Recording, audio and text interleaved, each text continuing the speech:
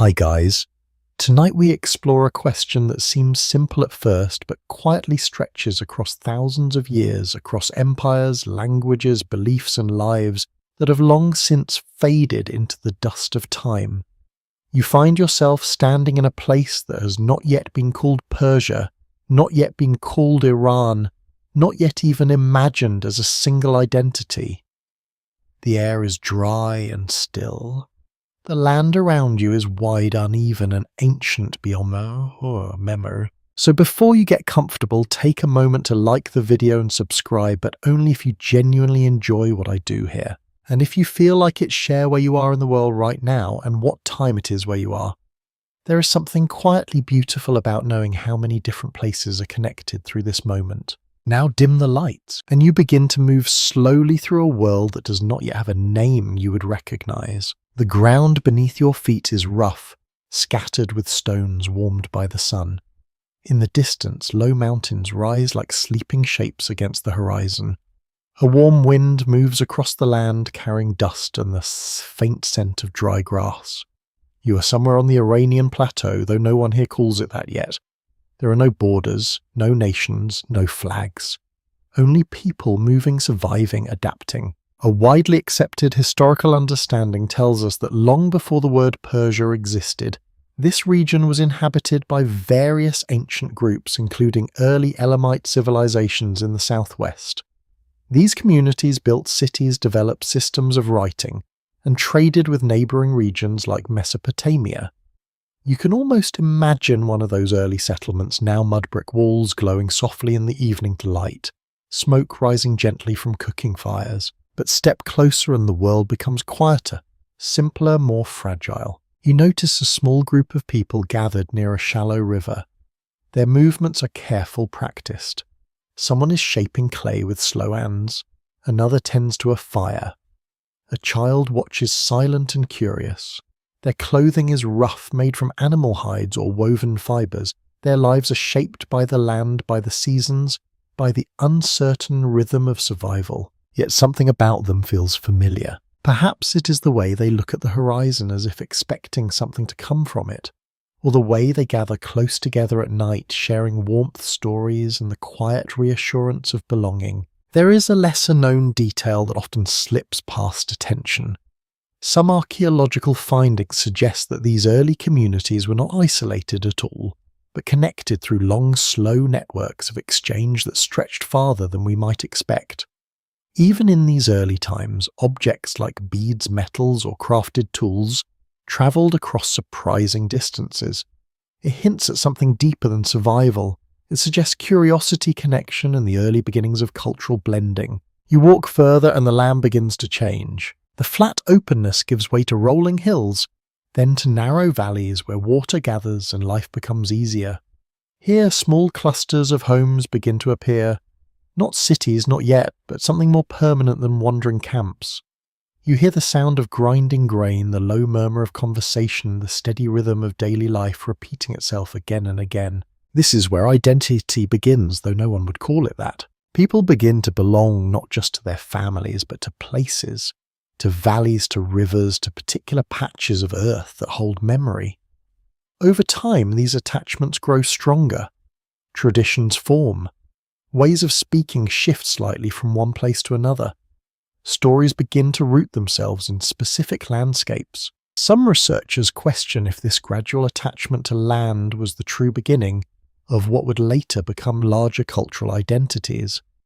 Was it here in these quiet settlements that the earliest seeds of something like Persia were planted? Or was identity still too fluid, too undefined to carry that kind of meaning? You continue walking as the light begins to fade. The sky turns a deep orange, then slowly softens into darker shades. Stars begin to appear one by one, scattered across the vast sky. There are no cities here to dim them. The night feels endless, filled with a silence that is not empty but full of quiet presence. A group gathers around a fire. The flames flicker, gently casting shifting shadows on the ground. Someone begins to speak. You cannot understand the words, but the tone is familiar. It is a story, a memory passed down, a way of making sense of the world. And in that moment you realize something important. Before Persia became an empire, before Iran became a nation, there were only people trying to understand where they belonged. They did not know that their descendants would build vast cities, command armies, or shape the course of history. They did not know that their land would one day be called Persia, admired and feared across continents. They certainly did not know that thousands of years later, people would look back and try to trace the beginning of it all. They were simply living. Archaeologists continue discussing whether we can truly define a clear starting point for Persian identity at all. Was it a sudden emergence tied to a specific group or event? Or was it something much slower, something that grew almost invisibly across generations, shaped by countless small changes, rather than one defining moment? As you sit quietly beside the fire, listening to voices that feel both distant and close, the answer does not seem simple. The wind moves softly through the night air. The stars remain steady above you.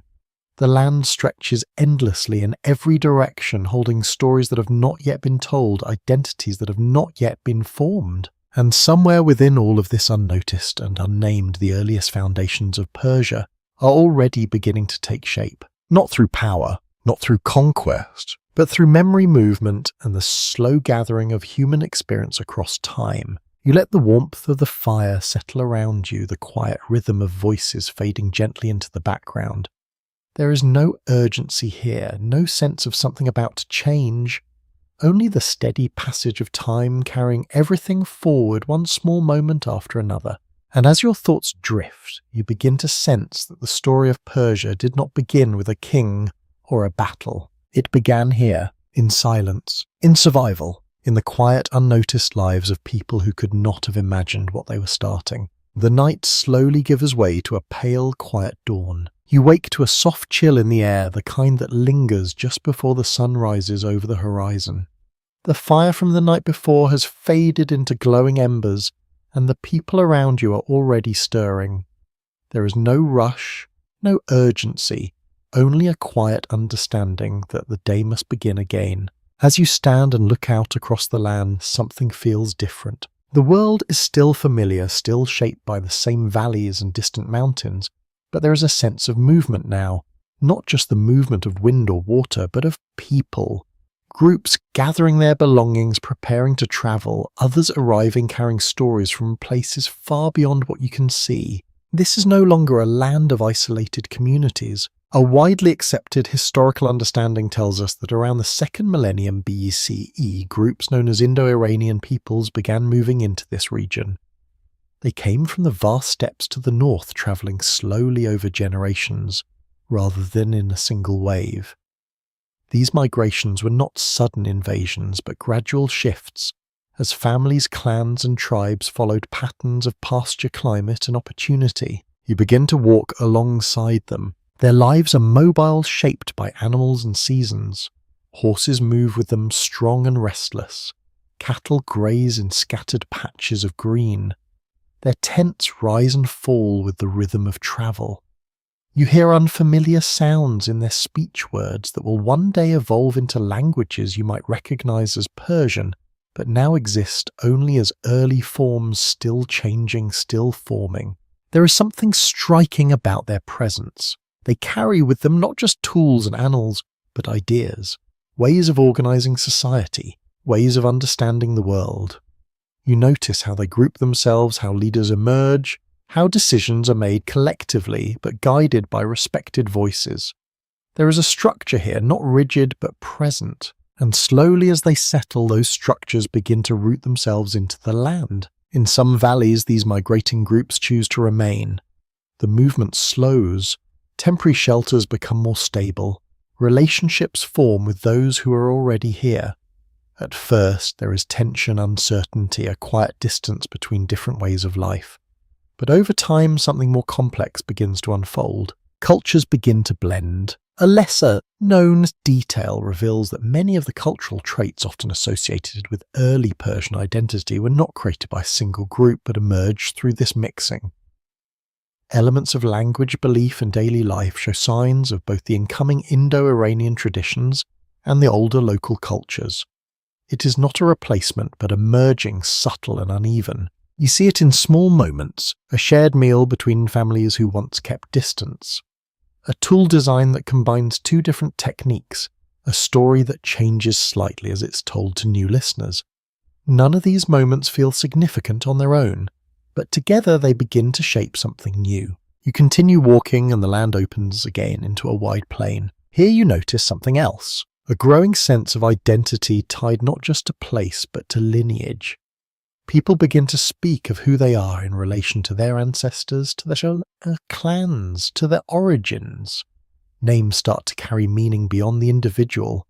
They become markers of belonging. Some researchers question if this was the earliest stage of what we might call Iranian identity, not yet a nation or even a unified culture, but a shared sense of origin among certain groups. Was it here in these shifting communities that the idea of being part of something larger than a single tribe first began to take hold? The answer is not clear. What is clear is that the world is becoming more connected. You begin to hear of distant places, not just the valleys nearby, but lands far beyond the mountains. Stories of rivers that stretch endlessly, of cities that seem impossibly large, of people who live in ways that feel almost unreal. These stories travel with the people carried across generations, slowly expanding the boundaries of what is known. The sun rises higher now, warming the ground beneath your feet. You pass by a group tending to horses, their movements calm and practiced. The animals respond with quiet trust. It becomes clear how important these creatures are, not just for movement but for survival. They allow these people to travel farther, to connect more distant regions, to expand their world in ways that were once impossible. And with that expansion, change becomes inevitable. Languages begin to shift more rapidly. Words are borrowed, adapted, reshaped. Beliefs evolve as different traditions come into contact. You notice small rituals, gestures repeated at certain times of day, offerings made to unseen forces. These practices are not yet unified, but they hint at something deeper, something that will later take more defined form. As you move through this changing world, you begin to feel that you are witnessing a transition. Not a dramatic one, not a moment marked by a clear beginning or end, but a slow transformation unfolding across generations. Scholars remain divided about how quickly these changes occurred. Some believe the integration of Indo-Iranian groups with local populations was relatively rapid, driven by necessity and shared survival. Others suggest it took centuries, marked by periods of conflict, separation, and gradual adaptation. Standing here, watching these people move, settle, and interact, it feels impossible to choose a single answer. The change is too quiet, too gradual, too human. By the time the sun begins to lower again, casting long shadows across the land, you realize something important has already begun. The land is no longer just a place where people live. It's becoming a place where identities form, where languages take shape, where shared memories begin to stretch across time. And although no one here uses the word Persia, the foundations of that future name are quietly forming beneath your feet. You pause for a moment, looking out across the vast landscape. The wind moves softly again, carrying distant sounds you cannot quite place. Somewhere a group is laughing. Somewhere else a child calls out. Life continues, unaware of its place in history. And yet everything you see is part of a much larger story. A story that is not driven by kings or empires yet, but by movement, by connection, by the slow merging of cultures that will one day shape one of the most influential civilizations the world has ever known. You take a slow breath, letting the quiet rhythm of this early world settle around you. Nothing here feels finished. Nothing here feels final. It is all still becoming. The rhythm of movement begins to soften. Where once you walked alongside people who rarely stayed in one place, you now notice something different taking shape. The land still stretches wide and open, but in certain valleys and near reliable water sources, life is beginning to settle into a steadier pattern. You follow a narrow path that winds gently downward, leading you toward a cluster of homes built close together. They are simple, made of packed earth and stone, their surfaces smoothed by careful hands. Smoke rises in thin streams into the morning air. The scent of grain, warm and faintly sweet, drifts toward you. This is no longer a temporary stop. This is a place where people remain. A widely accepted historical understanding tells us that by this stage many communities across the Iranian plateau were transitioning into more permanent agricultural lifestyles. Farming begins to anchor people to specific locations. Wheat and barley are cultivated. Irrigation, though basic, starts to appear in areas where water must be guided and preserved. You step closer and watch as someone kneels beside a patch of soil, pressing seeds into the ground with quiet precision. There is patience here, a different kind of time. Unlike the constant movement of earlier generations, these people measure their lives in seasons, in planting and harvest, in cycles that repeat yet never feel exactly the same. Nearby others are grinding grain using flat stones, their movements steady and rhythmic. The sound is soft, almost soothing, blending with the distant murmur of voices and the occasional call of animals. Children move between the homes, curious and alert, learning by watching more than by being told. Life here is simple but not easy. Every task matters. Every small mistake carries weight. And yet there is a quiet stability that did not exist before. A lesser-known detail reveals that some of these early settlements were surprisingly organized.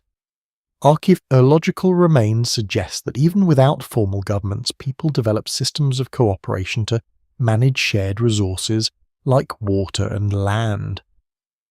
Certain individuals may have held informal authority not through force, but through trust, experience, or wisdom. You notice this as you observe a small group gathered near a narrow channel of water. They are discussing something with calm seriousness.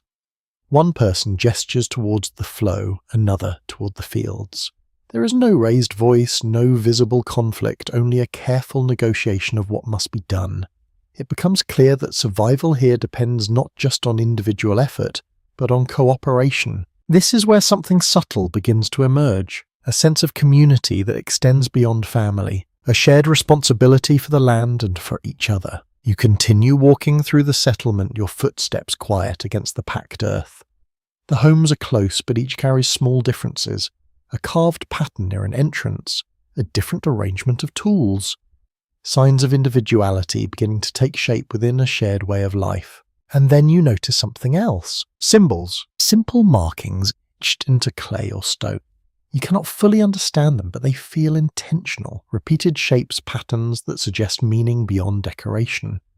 These are not yet fully developed writing systems, but they hint at the human desire to record, to communicate across time. Archaeologists continue discussing whether these early symbolic systems were purely practical, or if they also held deeper cultural or spiritual significance. Were they used to track goods, to mark ownership, to record events, or were they expressions of belief, early attempts to connect with something unseen? You pause considering the question. Even here in this quiet settlement there are mysteries. As the day unfolds, you begin to notice the rhythm of life more clearly. Morning is for work, fields, animals, repairs. Midday brings a brief slowing, a retreat from the heat. Then work resumes again until the light begins to fade. Evening gathers people together just as it did before, but now with a stronger sense of place. These people are not just passing through the land, they are becoming part of it. And in return, the land is shaping them. You sit near the edge of the settlement as the sun begins its descent. The sky softens into warm tones, casting long shadows that stretch across the ground. A gentle breeze moves through, carrying the faint sound of distant activity. It is peaceful, but beneath that peace there is a quiet tension, because settling brings new challenges. Disagreements over land, over water, over resources that are no longer shared freely across open space but tied to specific locations. You sense it in the way conversations sometimes pause, in the way certain areas feel more guarded than others. Some researchers question if this shift towards settled life was as harmonious as it might appear. Did cooperation naturally emerge, or was it shaped by necessity and occasional conflict? Did early communities always find balance, or were there moments when tensions threatened to break them apart? The answers remain uncertain. But what is certain is that something fundamental has changed. You are no longer in a world defined by movement. You are in a world where roots begin to grow. As night approaches, once again the settlement gathers around small fires. The atmosphere feels familiar yet different from before. There is still storytelling, still shared warmth, but now the stories carry a sense of place. They speak of this valley, this river, this land. Memory is no longer just carried across distances. It is anchored. You listen quietly, letting the sound settle around you. The crackle of fire, the low hum of voices, the occasional laugh, soft and brief. And you begin to understand something deeper. Before Persia became a name known across continents, before it became a symbol of power and empire, it was built on moments like these, on people choosing to stay, to build, to belong. The transformation is not dramatic. There is no single moment you can point to and say, this is where it begins. It happens slowly, almost invisibly, one settlement at a time, one shared decision at a time, one generation learning from the last. You lie back slightly, looking up at the night sky as the first stars begin to appear again. They are the same stars that earlier generations watched, the same silent witnesses to countless lives unfolding below. And yet everything beneath them is changing. The land is no longer just a place to pass through. It is becoming a place to return to, a place to defend, a place to remember. And in that quiet shift, you can feel the distant outline of something much larger beginning to form. Not yet an empire, not yet Persia, but something moving slowly in that direction. Morning arrives with a different kind of weight. The air feels still, almost expectant, as if something long in the making is about to take shape. You walk once more across the land, past settlements that now feel familiar, past valleys where life has settled into steady rhythms. But today there is a quiet sense that these scattered lives are beginning to connect in a way they never have before. You hear whispers, not loud or urgent, but carried carefully from one place to another. Stories of a leader, a figure whose name travels faster than the wind, moving across mountains and plains, repeated in different voices, but always with the same tone of quiet certainty. You follow those whispers. The land opens before you, leading toward a growing centre of activity. People gather in greater numbers than you have seen before. Not just families or small groups, but entire communities drawn together. There is movement, purpose, a feeling that something larger is unfolding. At the centre of it all stands a man who will later be remembered as Cyrus the Great. You do not see him as history describes him, not as a distant legend or a figure carved in stone, but as a presence among people. Calm, deliberate, observant. He does not appear separate from them, but deeply connected, as if he understands the rhythms of their lives in a way that others do not. A widely accepted historical understanding tells us that Cyrus emerged in the 6th century BCE and united various Persian tribes under a single rule, eventually founding what would become the Achaemenid Empire. But standing here watching the early stages of his rise, it does not feel like a sudden act of conquest. It feels like something that has been building for a long time. You notice how people respond to him. There is trust, not blind or unquestioned, but grounded in something quieter, perhaps in shared identity, perhaps in the promise of stability in a world that has always been uncertain. You see elders speaking with him, their voices low, their expressions thoughtful. You see younger warriors watching closely, waiting ready, and slowly, almost without announcement, it begins to take form. Groups that once lived separately now begin to align themselves. Agreements are made, loyalties shift. What was once a collection of independent communities begins to move as something more coordinated, more intentional. A lesser-known detail suggests that Cyrus was known not only for his military success, but for his approach to leadership. Unlike many rulers of later times, he is believed to have allowed conquered peoples to maintain their customs, religions, and local governance as long as they recognized his authority. This approach, unusual for its time, may have played a significant role in the rapid expansion of his influence. You begin to see the early signs of this. People from different backgrounds stand side by side, not identical, not fully unified, but connected under a shared direction.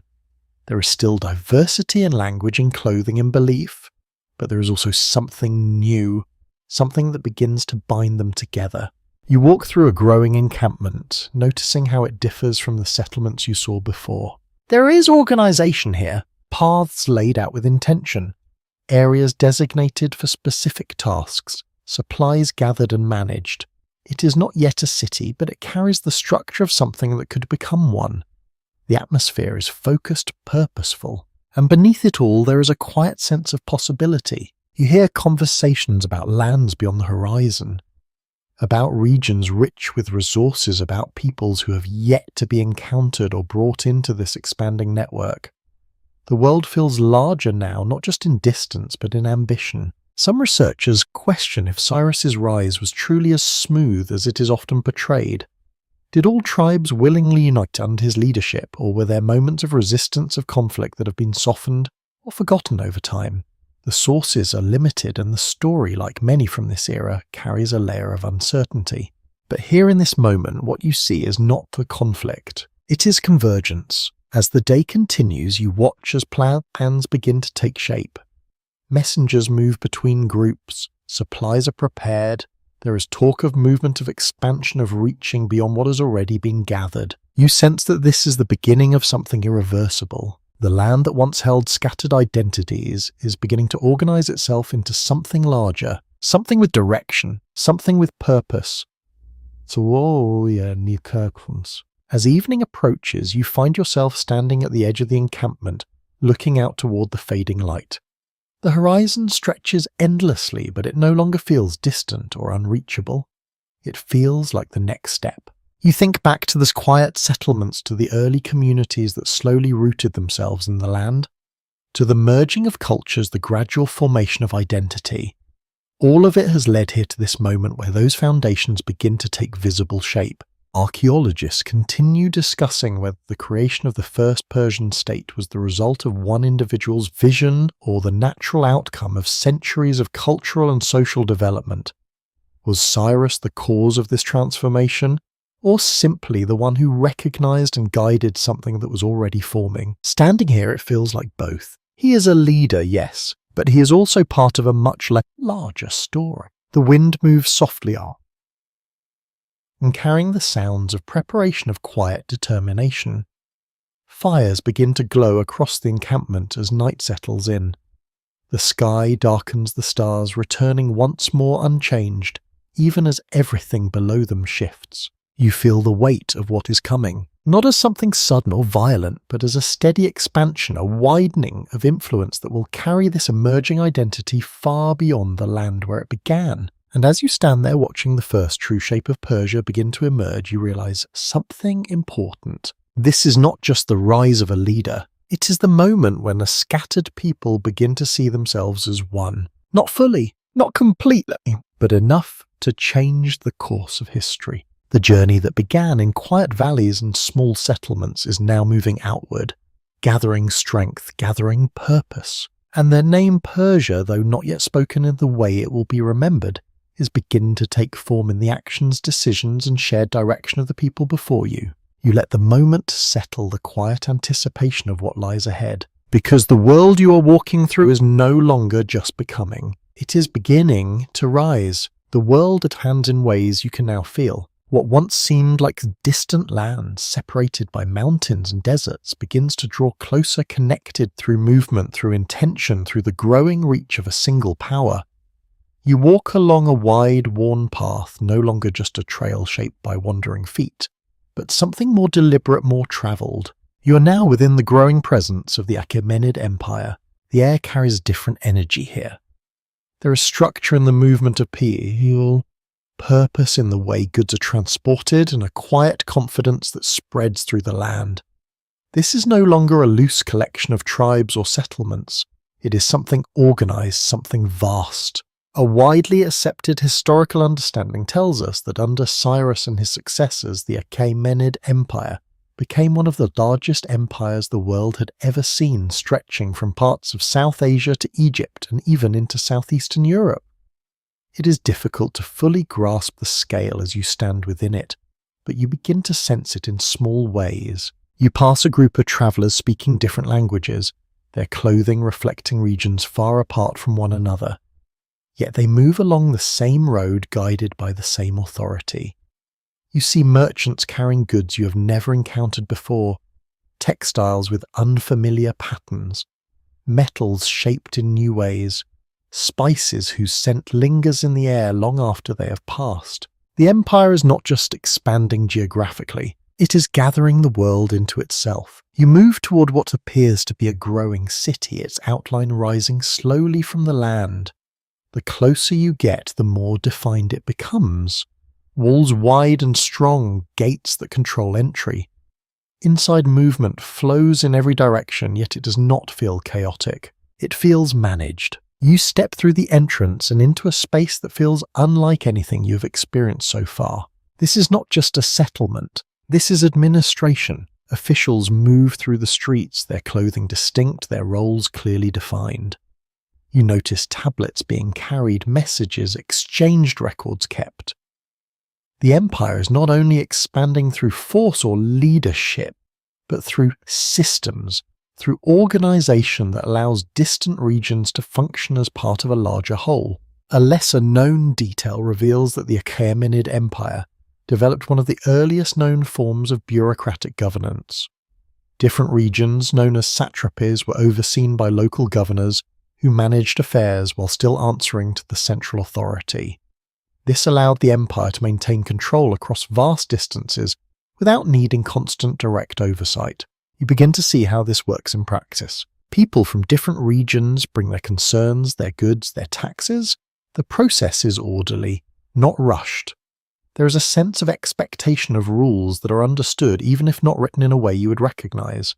And yet despite this structure, something surprising becomes clear. The empire does not feel uniform. You walk through different parts of the city and notice variations, different styles of dress, different foods being prepared, different languages spoken in low conversations.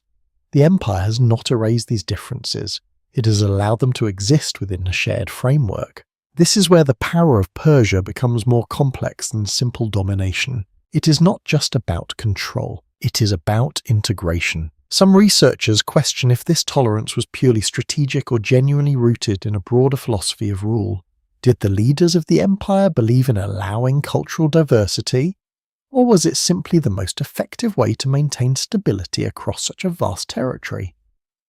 The answer remains uncertain, shaped by limited records and differing interpretations. But as you walk through the streets, what you see is a world that functions because of that balance. The sun climbs higher, casting bright light across the stone and earth. You move through markets where voices rise and fall in a constant hum. Traders negotiate calmly, exchanging goods that have travelled across thousands of kilometres. You catch glimpses of distant lands in the objects they carry, each item a small piece of a much larger network. And beneath it all, there is a sense of connection. You are no longer just in one place. You are within a system that links many places together. As the day continues, you make your way toward a large structure that rises above the rest of the city. It is not only impressive in size, but in design. Columns stretch upward, carved with care. Surfaces are decorated with images that tell stories without words.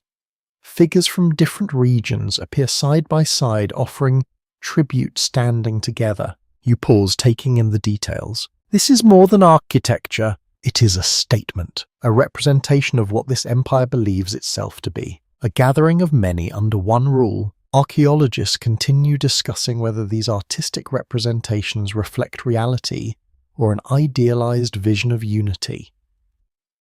Did all parts of the empire truly experience this harmony, or were there tensions and inequalities hidden beneath the surface?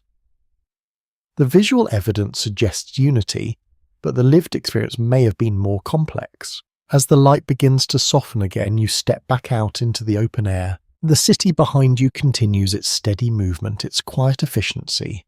Beyond it, the land stretches outward, connected by roads, by governance, by a shared structure that now defines this vast region. You think back to the earlier moments of this journey, to the scattered communities, to the slow merging of cultures, to the rise of a leader who brought those elements together. And now you stand within the result, an empire that does not just exist but functions, an empire that carries within it countless lives, languages and traditions, all moving together within a single framework. The wind moves gently across the landscape, carrying distant sounds from within the city. It no longer feels like separate worlds connected loosely. It feels like one world expanding, adapting, holding together through systems that are both visible and unseen. And as you continue walking, you begin to understand something deeper. Persia is no longer just becoming. It is now present, structured, recognized. A force that shapes not only the land it controls, but the way people within it live, interact, and understand their place in the world. The journey that began in quiet valleys has grown into something vast, something organized, something powerful, in ways that are both visible and subtle. And yet even here you sense that the story is far from complete, because what has been built can still change, and what feels permanent now may one day shift again. For now, though, you remain within the steady, expansive presence of an empire that has learned how to hold many worlds together at once. The road beneath your feet feels different now. It is no longer just a path shaped by repeated use, but something intentionally built. Wide, firm, and carefully maintained, it stretches far beyond what your eyes can follow. You begin to walk along it, noticing how it cuts cleanly through the landscape, connecting distant places with quiet certainty. This is not just movement. This is design. You are traveling along what will later be known as the Royal Road, one of the most important arteries of the Persian world. It does not announce itself with grandeur, but its impact is everywhere you look. A widely accepted historical understanding tells us that the Achaemenid rulers, especially under Darius I, developed an extensive road system that allowed messages, goods, and officials to travel across the empire with remarkable speed. What once took months could now be done in weeks, sometimes even days. As you walk, you begin to see how this is possible. At intervals along the road, there are stations, simple structures at first glance but purposeful. Fresh horses wait nearby. Travelers rest briefly before continuing. Messengers arrive, exchange information, and depart again with barely a pause. The movement never fully stops. It flows. You stand at the side as a rider approaches, moving quickly but with controlled urgency. Dust rises behind him as he slows near one of the stations. There is no hesitation. Another horse is brought forward. A brief exchange of words. Then he's gone again, carrying something unseen, but clearly important. It becomes clear that information itself has become a form of power. A lesser-known detail suggests that the Persian courier system was so efficient that it became legendary among later observers. Messages could travel across vast distances with a reliability that was rare in the ancient world. This network did not just serve the rulers, but shaped the way the entire empire functioned. You begin to sense how deeply this system influences everything around it. Trade becomes more consistent. Governance becomes more responsive. Distant regions no longer feel as isolated as they once did. The empire tightens not through force, but through connection. You continue walking and the road begins to rise gently, offering a wider view of the surrounding land. In the distance you can see caravans moving slowly, their pace steady but unhurried. They carry goods that will travel farther than any individual might go in a lifetime. Textiles, metals, grain, crafted objects, each item are moving along this network, linking regions that might otherwise never meet. And yet the road is not only used by merchants. You pass a group of officials, their presence calm but authoritative though. They move with purpose, their path clearly defined. They are part of the system that maintains this vast structure, ensuring that each part of the empire remains connected to the whole. Some researchers question whether this level of organization was as seamless as it appears. Did every region benefit equally from these networks, or were some areas neglected, left at the edges of the system? The surviving evidence offers glimpses but not a complete picture. Still, what you see here is undeniable, a level of coordination that feels advanced, almost modern in its intention. As the sun moves higher, the heat begins to settle over the land. The road reflects the light its surface, warm beneath your feet. You pause near one of the stations, watching as travellers gather briefly in the shade. There is a quiet exchange of stories. Someone speaks of a distant city filled with towering structures. Another describes a region where the land is rich and green, unlike the dry terrain you have been walking through. These stories move along the road just as surely as goods and messages, shaping how people understand the world beyond their immediate surroundings. The empire is not just connected physically, it is connected through knowledge. You notice how people listen closely to these stories, how they carry pieces of them forward. Detail remembered here, a description repeated there. Over time, these fragments build a shared sense of a larger world, one that extends far beyond any single place. As the afternoon begins to fade, you continue your journey along the road. The light softens, the shadows lengthen, and the movement around you begins to sow. Travellers prepare to rest. Animals are led to water. Fires are lit once more, small points of warmth scattered along the vast network. And yet even as night approaches, the road does not truly sleep. Messengers continue. Somewhere far beyond where you stand, another rider is moving through the darkness, carrying information that will shape decisions that will influence lives across the empire. Archaeologists continue discussing whether the royal road followed entirely new routes, or if it was built upon older paths that had existed for generations.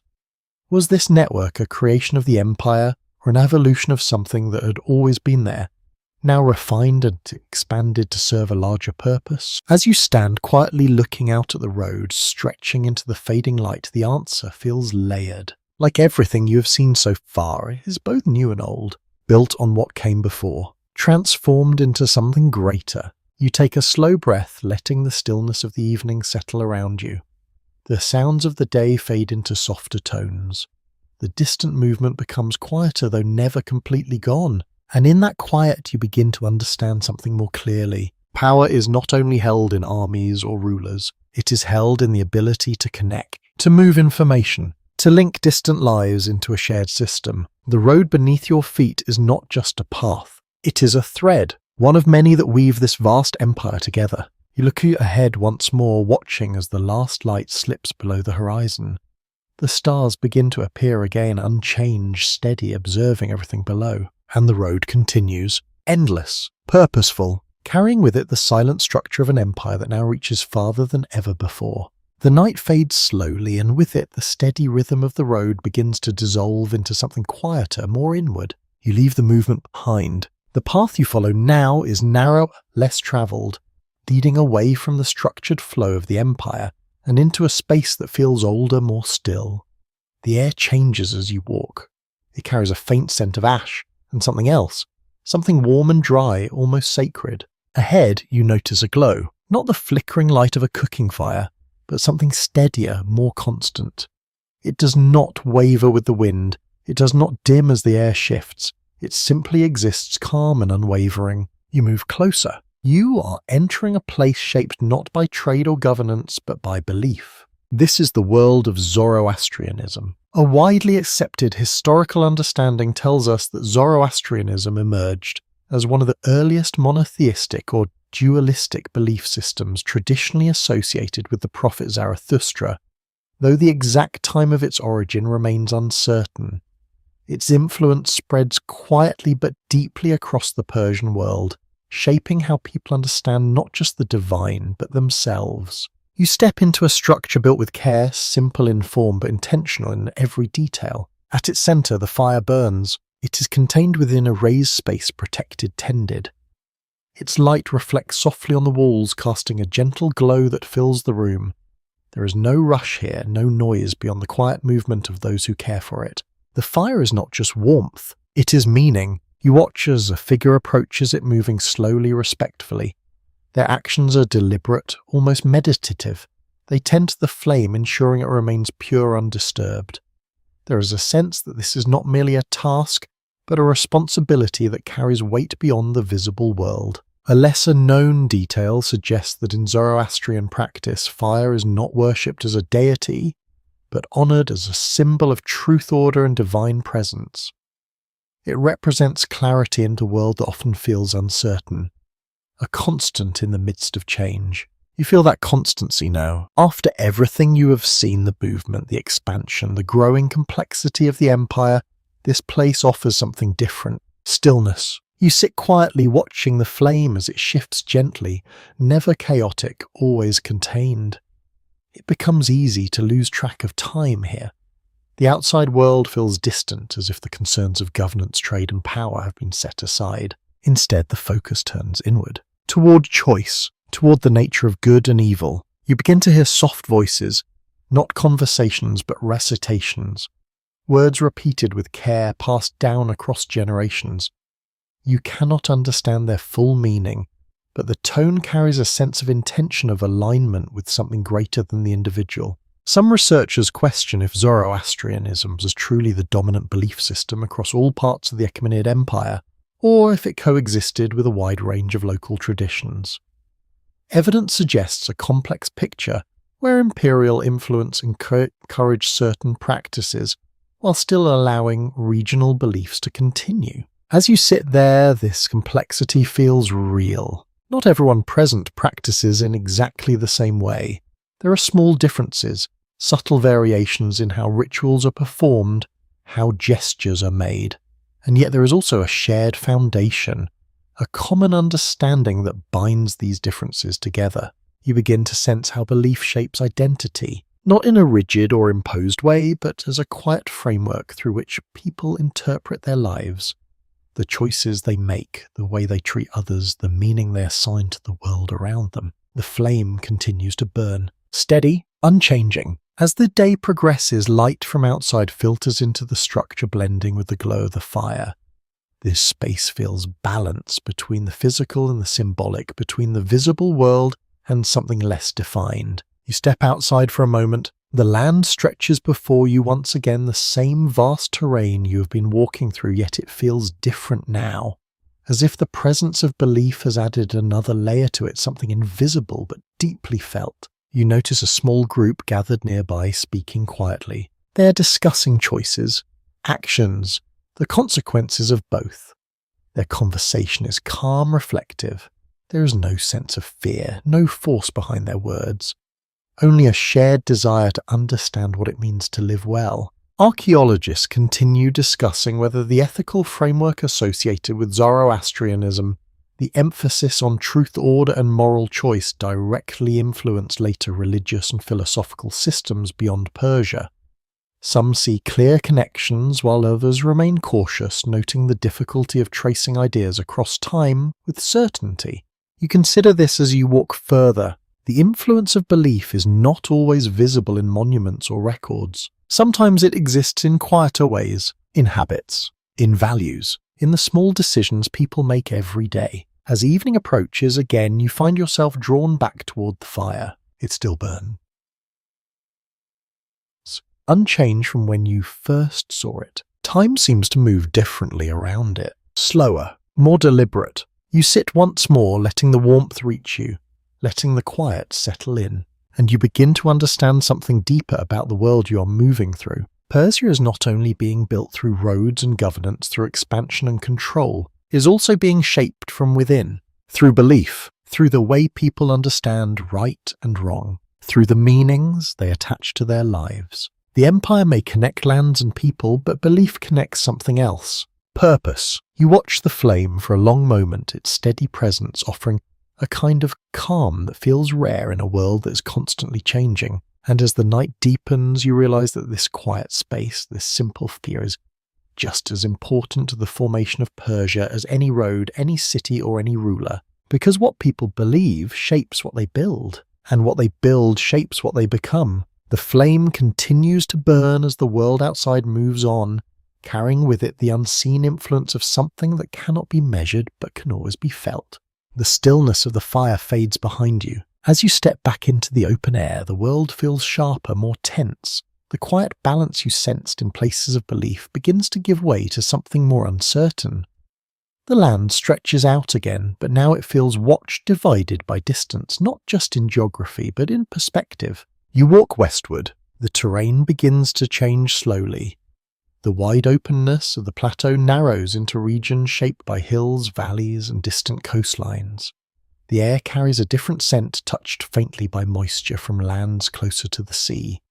And as you move further, you begin to hear something new. Stories of resistance, of lands that do not easily accept the expanding presence of Persia. A widely accepted historical understanding tells us that as the Achaemenid Empire expanded under rulers like Darius and Xerxes, it came into direct contact with the Gigidis, the Greek city-states. These were not unified like Persia, they were independent, often divided among themselves, yet fiercely protective of their autonomy. You begin to feel that difference immediately. In the distance you see a coastal settlement, It is smaller than the Persian centres you have walked through, but it carries a distinct energy. The buildings are arranged differently. The people move with a sharper sense of individuality. Conversations feel more animated, more open. There is no single authority guiding everything. There are many voices. You move closer, blending into the rhythm of the place. The sound of waves reaches you steady and endless. Ships rest along the shoreline, their shapes unfamiliar compared to the caravans and roads you have known. Trade flows here too, but it feels more independent, less tied to a central system. And beneath it all, there is tension. You hear it in conversations quiet but persistent. Talk of Persian envoys, of demands, of alliances forming and breaking. A lesser-known detail reveals that not all Greek regions responded to Persian expansion in the same way. Some city-states cooperated, accepting Persian influence for stability or advantage, while others resisted strongly. This created a complex landscape where loyalties shifted and conflicts emerged in unexpected ways. You walk through a gathering of men speaking in low tones. Their expressions are serious, their gestures deliberate. They are discussing strategy, though not in the organised, centralised way you saw in Persian administration. Here decisions seem to emerge from debate, from persuasion rather than command. You sense both strength and fragility in this. The ability to question, the difficulty of agreeing. Some researchers question if the conflict between Persia and the Greek world was inevitable, or if it was shaped by misunderstandings and competing worldviews. Was it simply a clash of expansion and resistance, or something deeper, a difference in how power and identity were understood? As you listen, it feels like both. Persia represents unity through structure, through integration of many under one rule. The Greek world, at least in these places, represents independence, a resistance to being absorbed into something larger. The two cannot easily align. As the day unfolds, you find yourself standing near a hillside overlooking the sea. The wind moves more strongly here, carrying the sound of water against the shore.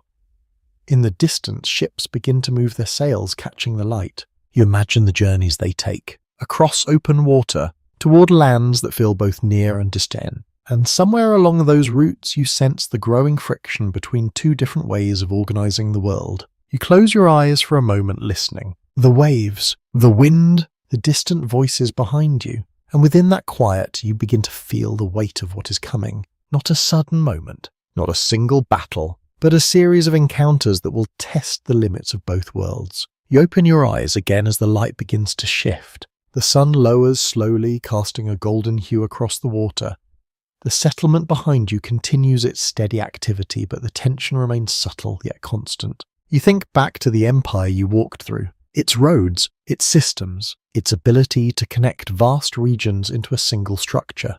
And now you stand in a place that resists that structure. Not through chaos, but through difference. Archaeologists continue discussing whether the Persian approach to governance could have eventually integrated the Greek city-states peacefully if circumstances had been different, or if the deeply rooted independence of those societies made conflict unavoidable. There is no clear answer, only the quiet evidence of what followed. As evening settles in the sky, deepens into shades of orange and blue, the first stars begin to appear once more unchanged, watching as they always have. You take a slow breath. The world you are walking through is no longer expanding without resistance. It is encountering limits. Boundaries not just of land, but of belief, of identity, of how people understand their place in the world.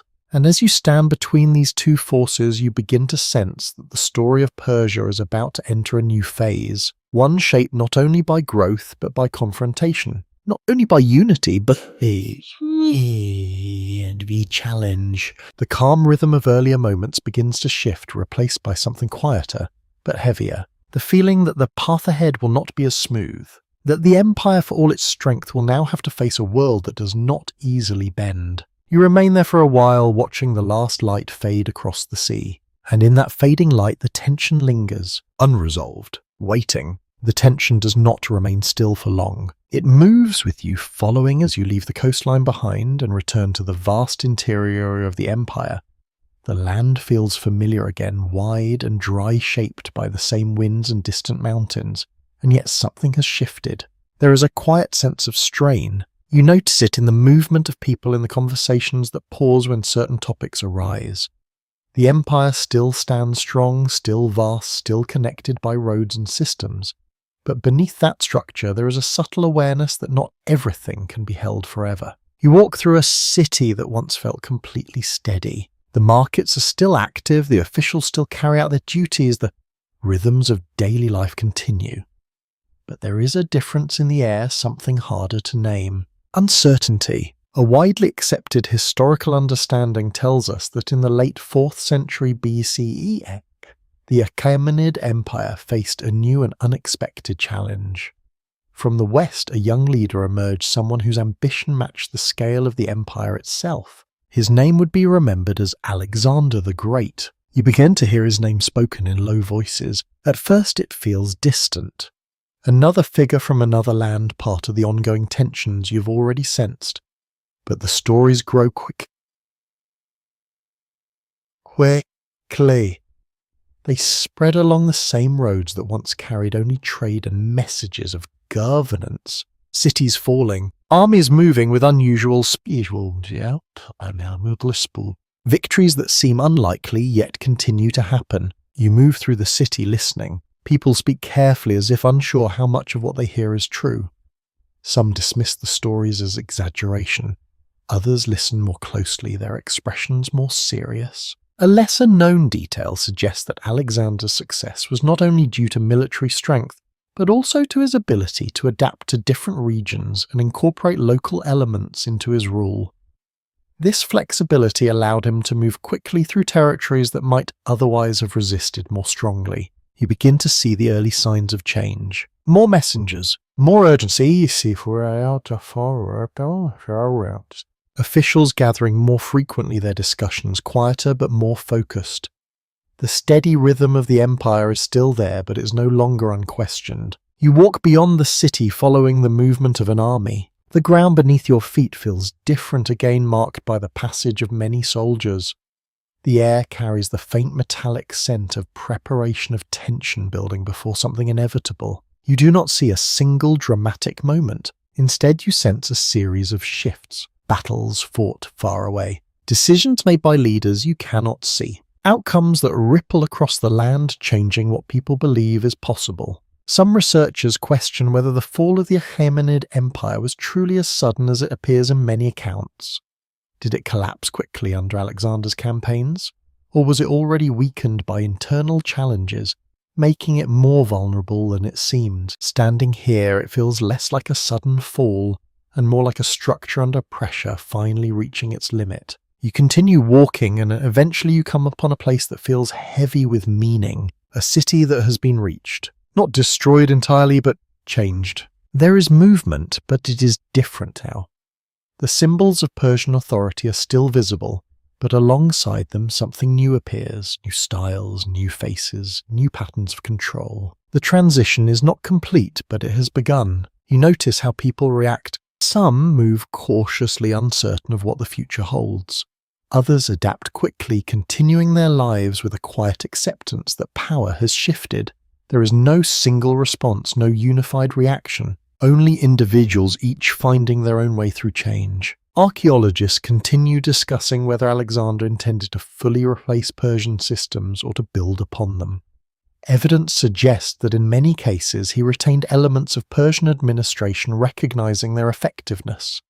This creates a complex picture where the end of one empire becomes the foundation for something new. You stand at the edge of this transition, feeling the weight of it. The empire you have walked through, observed, understood, is no longer what it was. It has not vanished completely, but it is no longer in control. The roads still exist. The systems still function. The cultural identity that has been forming continues to live within the people. But the authority that once held it all together has shifted. You take a slow breath, letting the quiet settle around you. The sun begins to lower once more, casting long shadows across the land.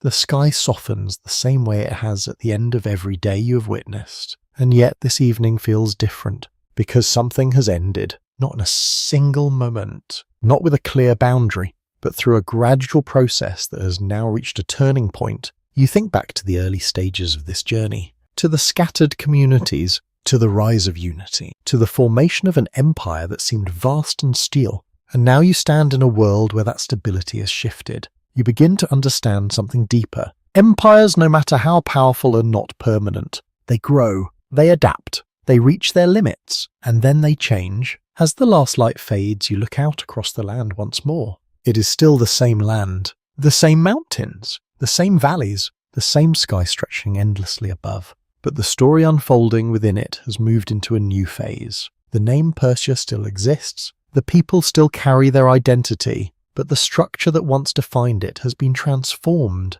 And as you turn to continue your journey, you sense that what comes next will not erase what came before. It will reshape it, layer by layer, moment by moment, into something that is still becoming. The world does not pause after the fall. Instead, it shifts quietly, almost gently, as if adjusting itself to a new balance. You walk through landscapes that still carry the memory of Persian rule, yet now feel touched by something unfamiliar. The structures remain. The roads continue to stretch across the land, but the presence guiding them has changed. You move through a city that feels both known and altered. The buildings still rise with the same careful design, the same sense of intention, yet among them, new details begin to appear. Decorative patterns that feel different. Language that sounds unfamiliar at first, then gradually becomes more common.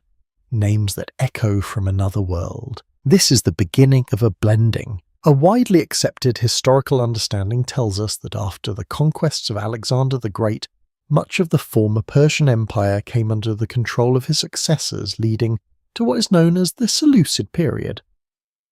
During this time, Greek and Persian cultures did not simply replace one another, but began to mix in complex and lasting ways. You begin to notice this blending in small, quiet details. A marketplace where traders speak in different tongues, switching fluidly between them.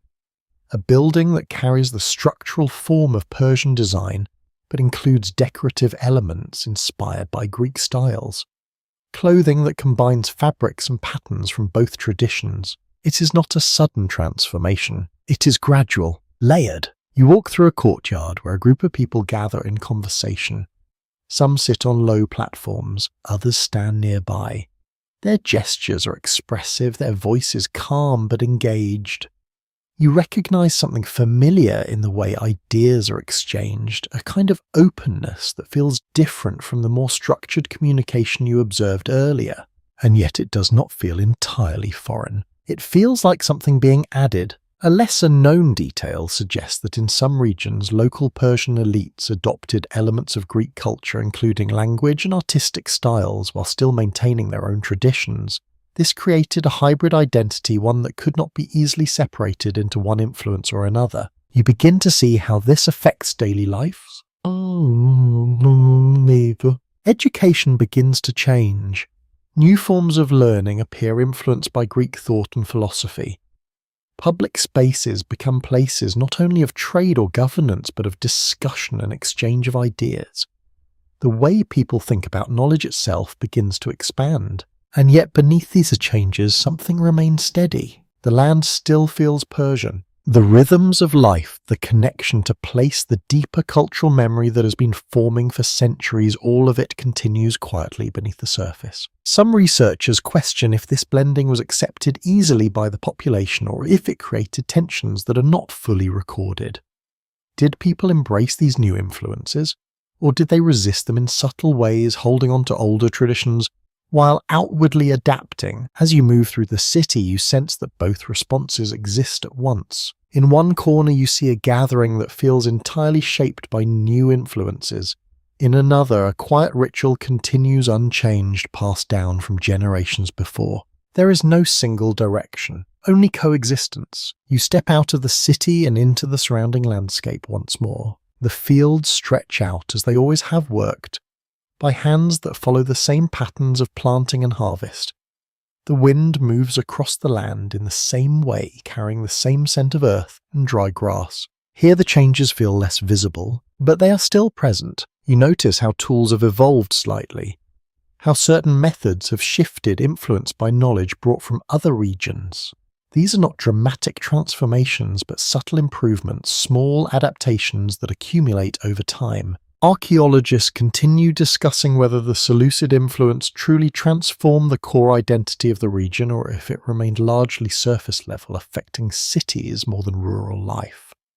The evidence suggests a layered reality where change was uneven, deeper in some places, lighter in others. You pause for a moment, looking out across the land. It feels familiar, and yet you know it is not the same. The world you're walking through is no longer defined by a single unified empire. It is defined by interaction, by the meeting of different traditions, different ways of understanding the world. As the day begins to fade again, you return to the edge of the city. The lights begin to appear small and scattered, marking the presence of people continuing their lives.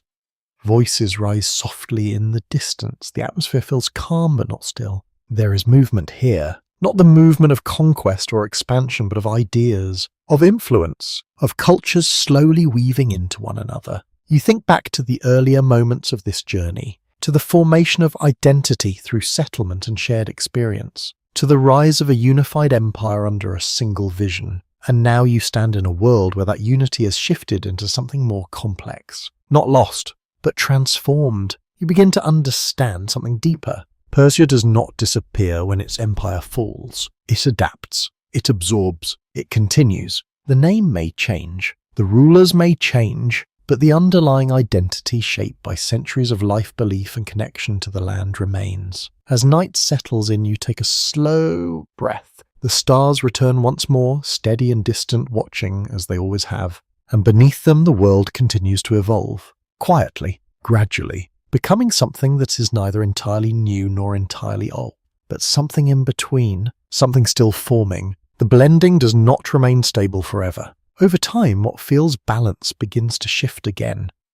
You move through the land and notice subtle changes in tone, in movement, in the way people carry themselves. The influence that once felt evenly layered now begins to thin in some places, while something older, something more deeply rooted begins to rise again. You walk across a wide plain, the air dry and open, and you sense a return. Not to what was before, but to something shaped by memory. A widely accepted historical understanding tells us that after the weakening of Seleucid control, a new power began to emerge from the northeast. This would become known as the Persian Empire, a force that would re-establish Iranian rule over much of the region. You begin to see the early signs of this shift. Groups moving with purpose, not in the organized administrative style of the earlier empire, but with a kind of fluid strength.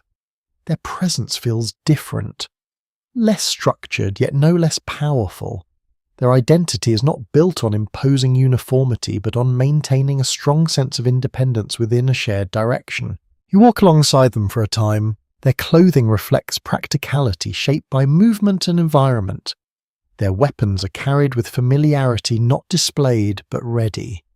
Their lives feel closer to the earlier rhythms you witnessed, more connected to mobility than fixed systems. And yet they are not returning to the past. They are building something new. A lesser-known detail suggests that the Parthians governed their empire through a decentralized system, allowing local rulers significant autonomy as long as they remained loyal. This created a structure that was less rigid than the Achaemenid model, but surprisingly resilient in its own way. You begin to understand how this works. In one region, you see local leaders managing their own affairs, their authority recognized within their communities. In another, different customs shape how life is organized.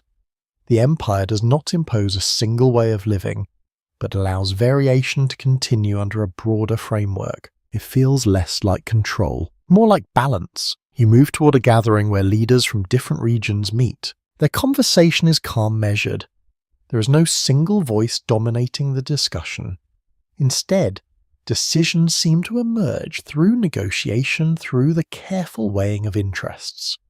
It is slower than what you saw in earlier centralized systems, but it carries a different kind of strength. Some researchers question if this decentralized approach made the Parthian Empire more adaptable or more vulnerable. Did the flexibility allow it to endure longer by accommodating diversity, or did it weaken central authority, making coordination more difficult in times of crisis? As you observe, it feels like both possibilities exist at once. The system is stable but not tightly bound. Not absolute. You continue walking and the land begins to show signs of renewed identity. Art styles shift again, moving away from the heavy Greek influence and incorporating more elements that feel connected to earlier Iranian traditions. Clothing reflects a return to familiar patterns. Language continues to evolve but carries echoes of what came before. There is a sense of continuity here, not a rejection of what was introduced, but a rebalancing. You pass through a marketplace where traders speak with ease, their voices carrying confidence. The goods they exchange still reflect a wide network of connections, but there is a stronger presence of local identity in what is produced and valued. The world feels less dominated by external influence, more self-defined. Diff-finder. Archaeologists continue discussing whether the Parthian period represents a cultural revival or a distinct new phase in Iranian history. Some see it as a restoration of earlier traditions, while others argue that it created something entirely different, shaped by both past influences and present realities. You pause considering this. As you look around, it becomes clear that identity is not fixed. It is layered. Each period leaves its mark, shaping what comes next without fully erasing what came before. The sun begins to lower, casting long shadows across the plain. You see riders moving in the distance, their silhouettes outlined against the fading light. Their presence feels steady, confident, as if they are part of a system that understands itself. You think back to the earlier empires, to the strong central authority of the Achaemenids, to the blending of cultures under Seleucid rule, and now you stand in a world that has taken pieces of both and reshaped them into something new. You begin to understand something deeper. The idea of Persia is no longer tied to a single form of empire. It exists across different expressions of power, different ways of organizing society, different balances between unity and independence. As night approaches once more, the land grows quiet. Fires appear in the distance, small points of light scattered across the darkness. Voices carry softly through the air.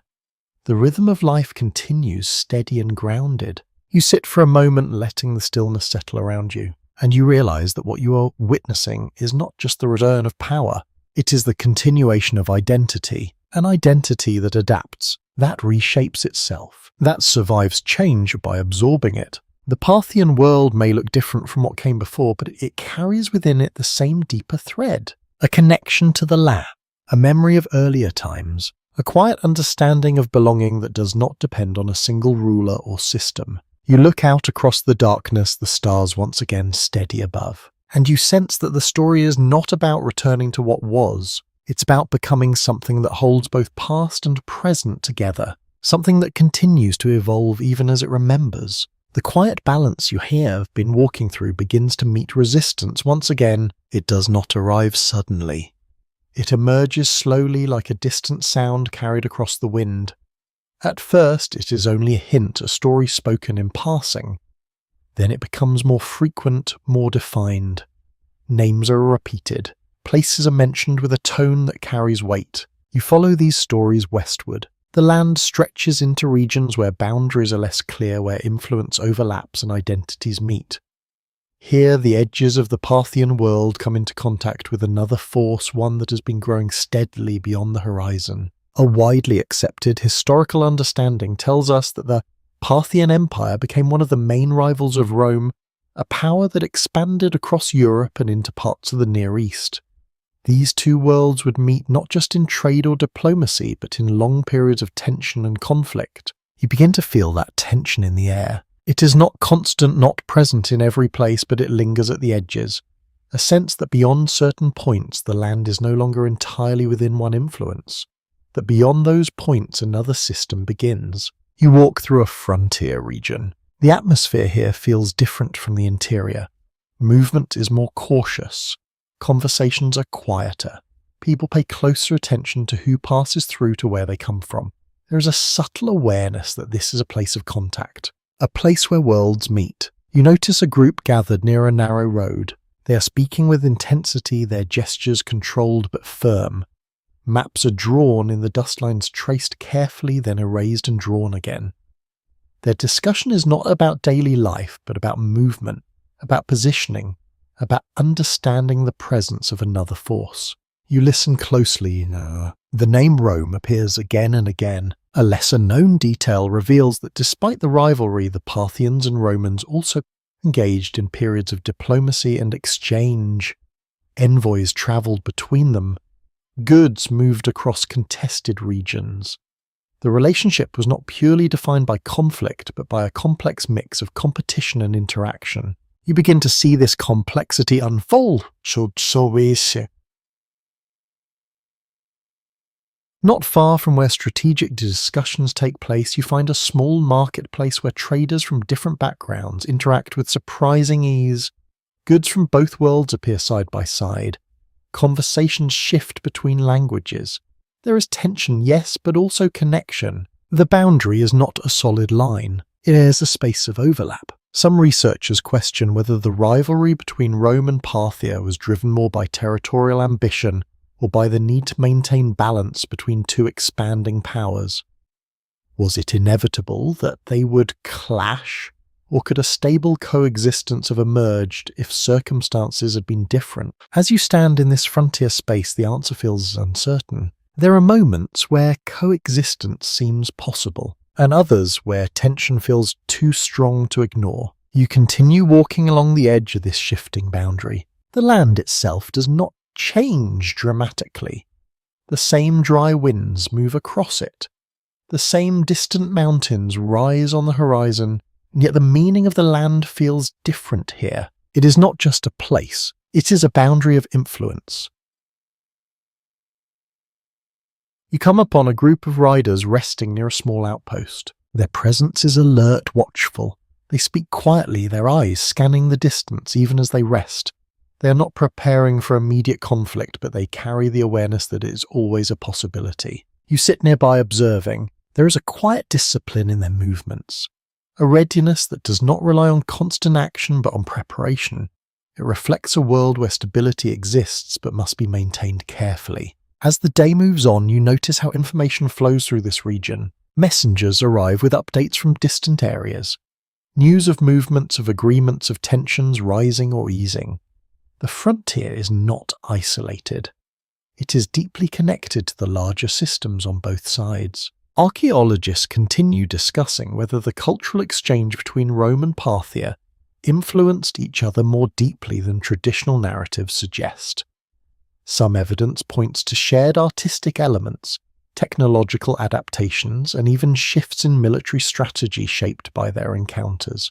You consider this as you walk further. Even in rivalry there is influence. Even in opposition there is exchange. The sun begins to lower, casting long shadows across the frontier landscape. The light softens, and with it the visible tension seems to ease slightly. The riders prepare to move again. The traders begin to close their stalls. The voices quiet. But the underlying reality remains. This is a place where balance must be constantly maintained, where two worlds exist side by side, neither fully dominating the other. You take a slow breath, letting the stillness of the evening settle around you. The wind moves gently, carrying the last sounds of the day into the distance. The sky deepens, the stars beginning to appear once more. You look out across the land, knowing that beyond what you can see, another system mirrors the one you have been walking through. Different in structure, different in identity, but equally determined to hold its place. And here at this quiet boundary, you begin to understand something deeper.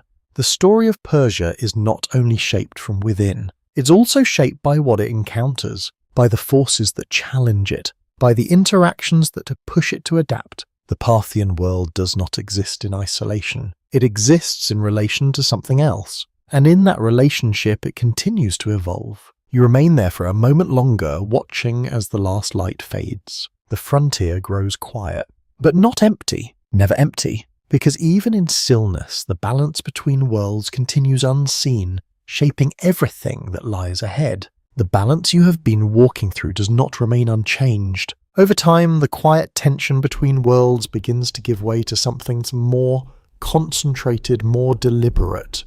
You feel it as you move deeper into the land again, away from the frontier where a new presence is slowly taking shape. It does not arrive loudly, it builds. You walk through a region where signs of change appear gradually. structures that feel more unified in design, symbols repeated with intention, a growing sense that authority is becoming more centralized once again. A widely accepted historical understanding tells us that in the 3rd century CE, a new dynasty rose to power, replacing the Parthians.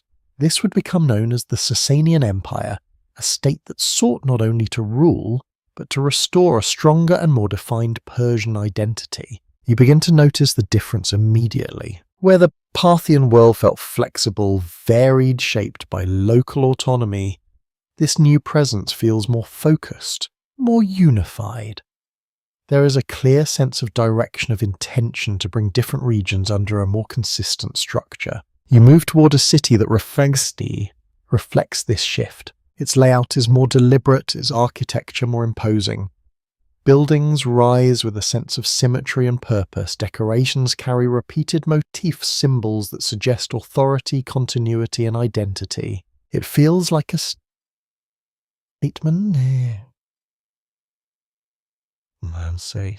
You walk through its streets and observe the people. Their lives continue much as before, shaped by work, by family, by daily routines.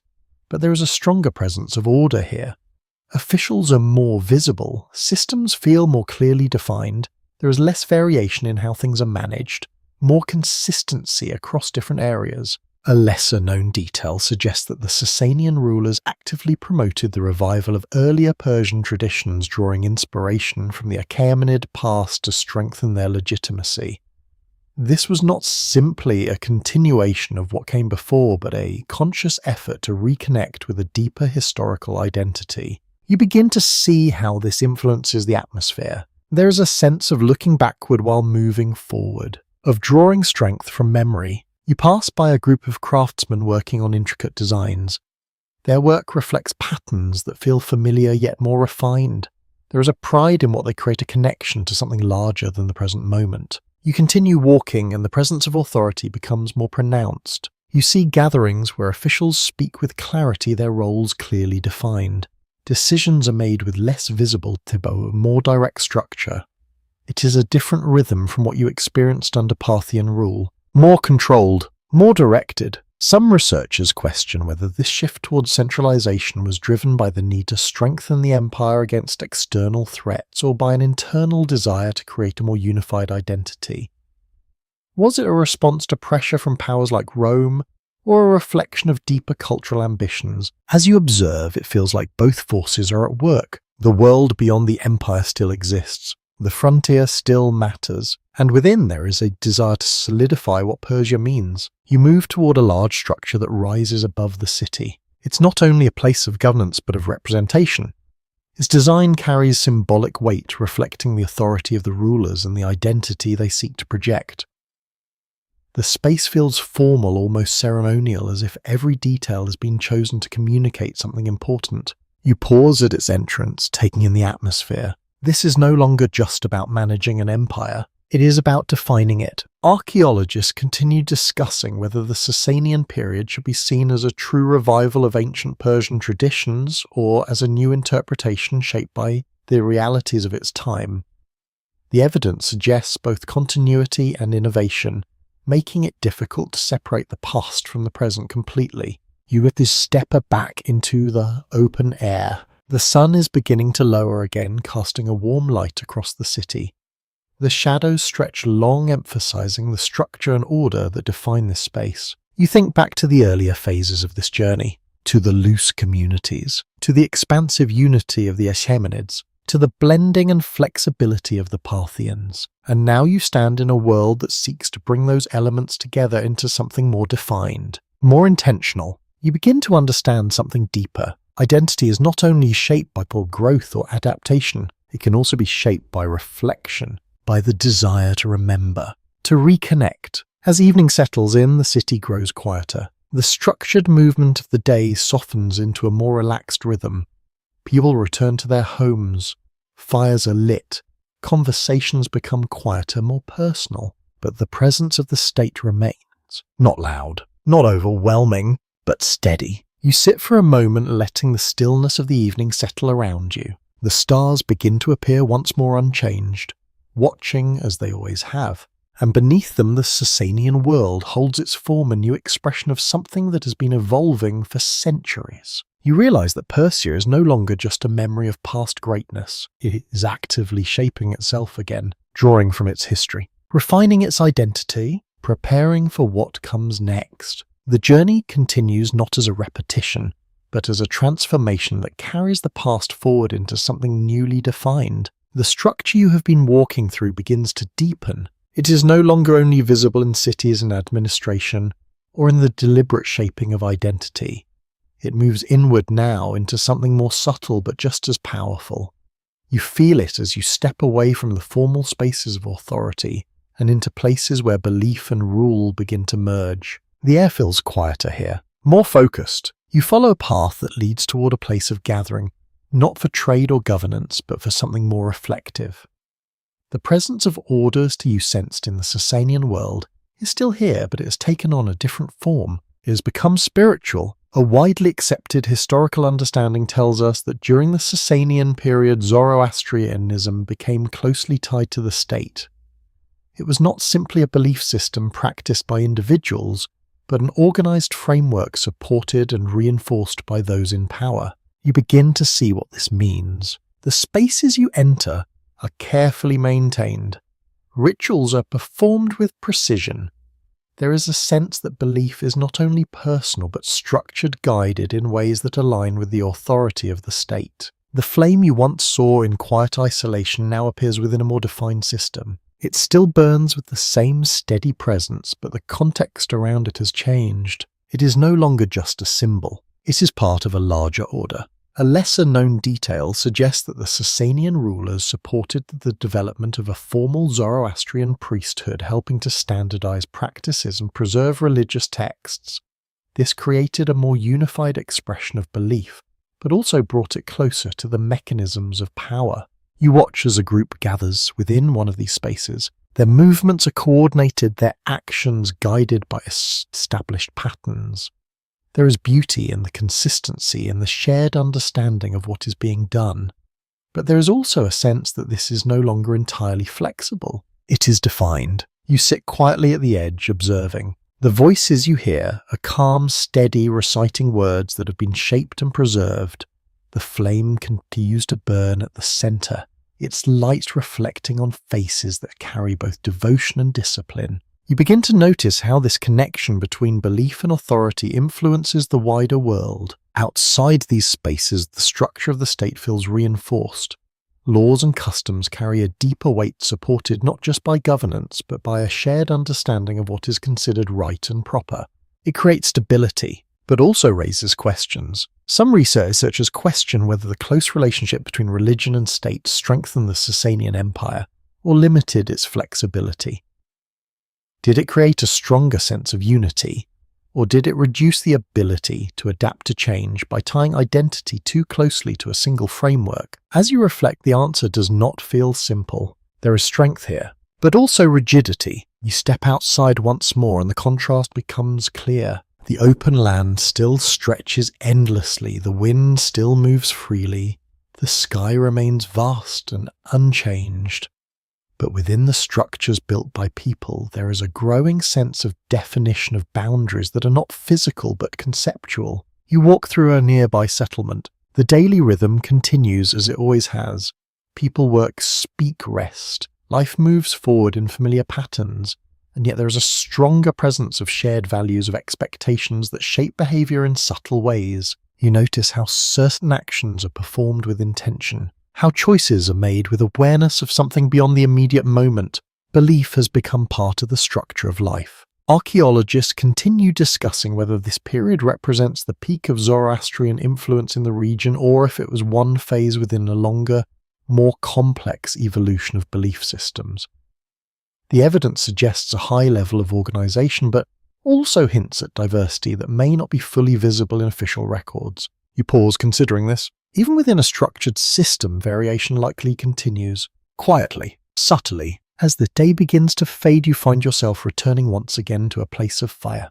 It burns steadily as it always has, but now you see it differently. Not only as a symbol of belief, but as part of a larger system that connects individuals to something broader, to identity, to authority, to a shared understanding of the world. You sit near the flame, letting its warmth reach you. The space is calm, the movements around you measured and deliberate. There is a sense of continuity here, of something that has been carried forward and shaped with care. And yet you also sense that no system remains unchanged forever. Even this structured and stable as it feels exists within a world that continues to move, to shift, to evolve. You look into the flame, watching as it flickers gently but never loses its form. And you begin to understand something deeper. The story of Persia is not only about power or expansion. It is about how people organize meaning, how they connect belief with identity, how they shape systems that reflect both their past and their present. As night settles and the stars appear once more distant and steady, the world grows quiet again. And within that quiet, the Sasanian world holds its form strong and defined, yet still part of a larger story that has not yet reached its end. You remain there for a moment longer, letting the stillness settle around you. Because even in this moment of stability, change is already beginning to gather beyond the horizon. The sense of stability you have been resting in begins to shift again. It is not sudden. It does not announce itself with a single moment.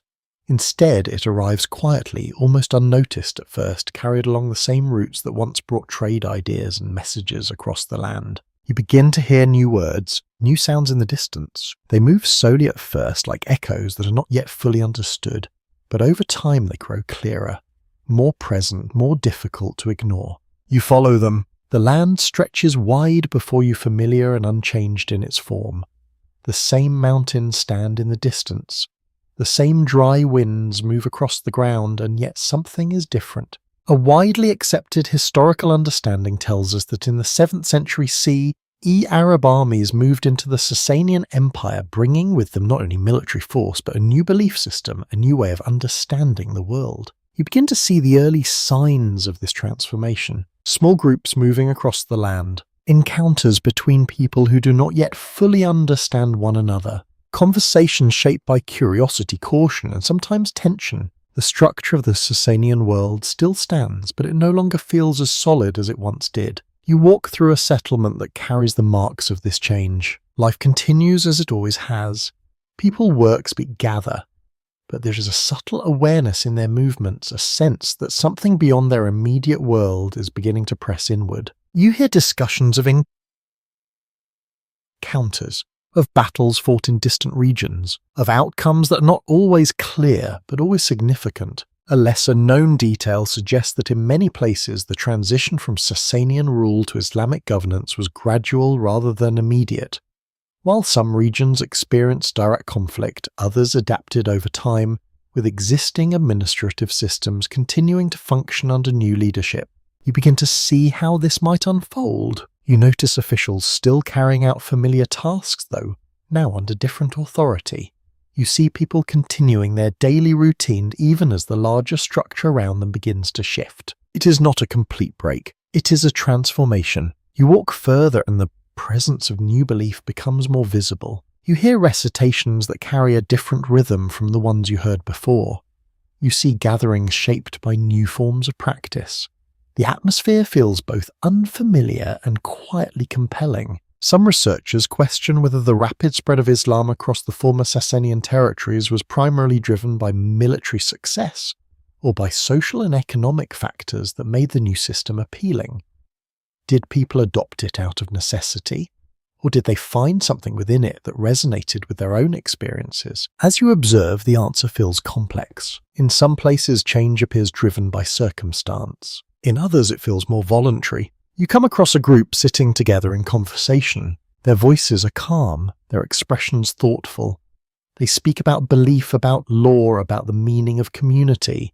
The tone is not forceful, but as if they're trying to understand how this new framework fits into the world they have always known. You listen quietly. The themes feel familiar: justice, order, responsibility. Though expressed differently, they echo ideas that have been present in earlier belief systems. And you begin to sense that this transformation is not only about replacement, it is also about symbols or about continuity. Archaeologists continue discussing whether the cultural identity of Persia was fundamentally altered during this period or if it adapted, preserving its core elements beneath the surface of new political and religious structures. Standing here, it feels as though both are true. The visible structures change. The language begins to shift. The forms of worship evolve. But beneath it all, something continues. You walk through a city as the day begins to fade. The buildings remain, though some are used differently now. The streets still carry the movement of people, though their roles and identities are slowly changing.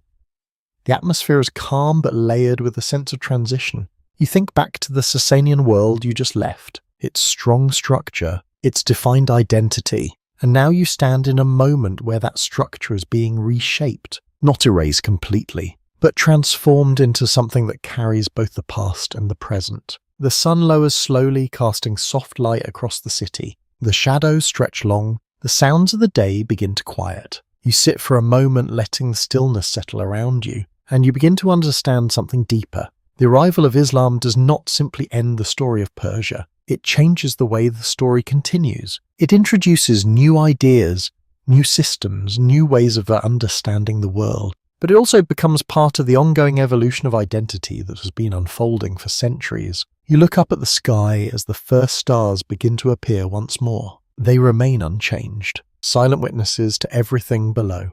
And beneath them, the land you have been walking through continues to shift, to adapt, to carry forward the memory of what it has been while becoming something new. The transition is not complete. It will continue, quietly, gradually, shaping everything that comes next. The transformation does not settle into silence. Instead, it continues to unfold in ways that are both visible and quiet, shaping the land without fully replacing what came before.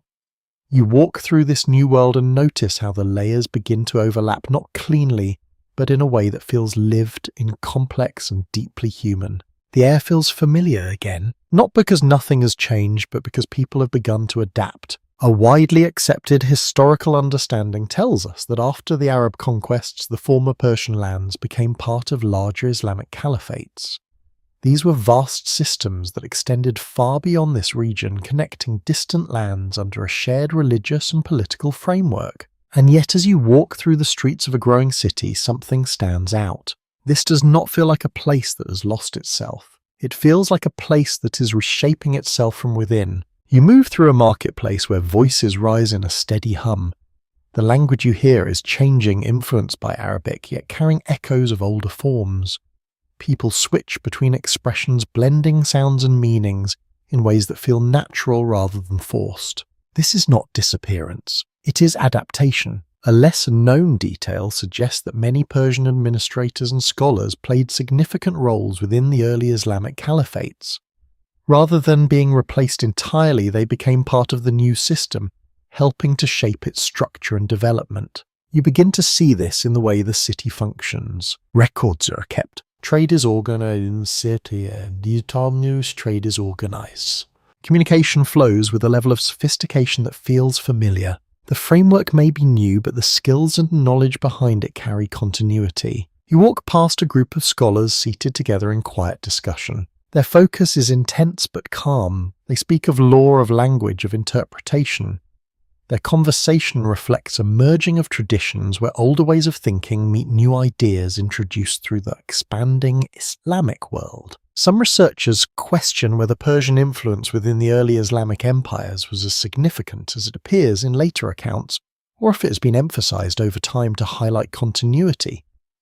The historical record offers evidence of deep involvement, but also leaves room for interpretation. As you listen, it feels clear that influence moves in both directions. The new system shapes the people shape the system. You continue walking through the city, noticing how daily life carries both old and new elements. Food prepared with familiar methods. Clothing that reflects both tradition and change. Customs that shift slightly, adapting to new expectations while holding on to older rhythms. There is no sharp boundary between past and present, only a gradual blending. You step beyond the city into the surrounding landscape. The land remains unchanged in its physical form, the same valleys, the same rivers, the same patterns of cultivation.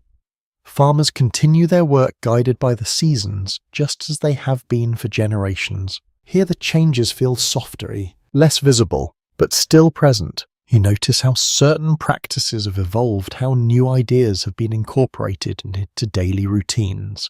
The transformation reaches even into the most ordinary aspects of life, though it does so quietly. Archaeologists continue discussing whether rural areas retained more of their pre-Islamic cultural identity compared to urban centres where change was often more pronounced.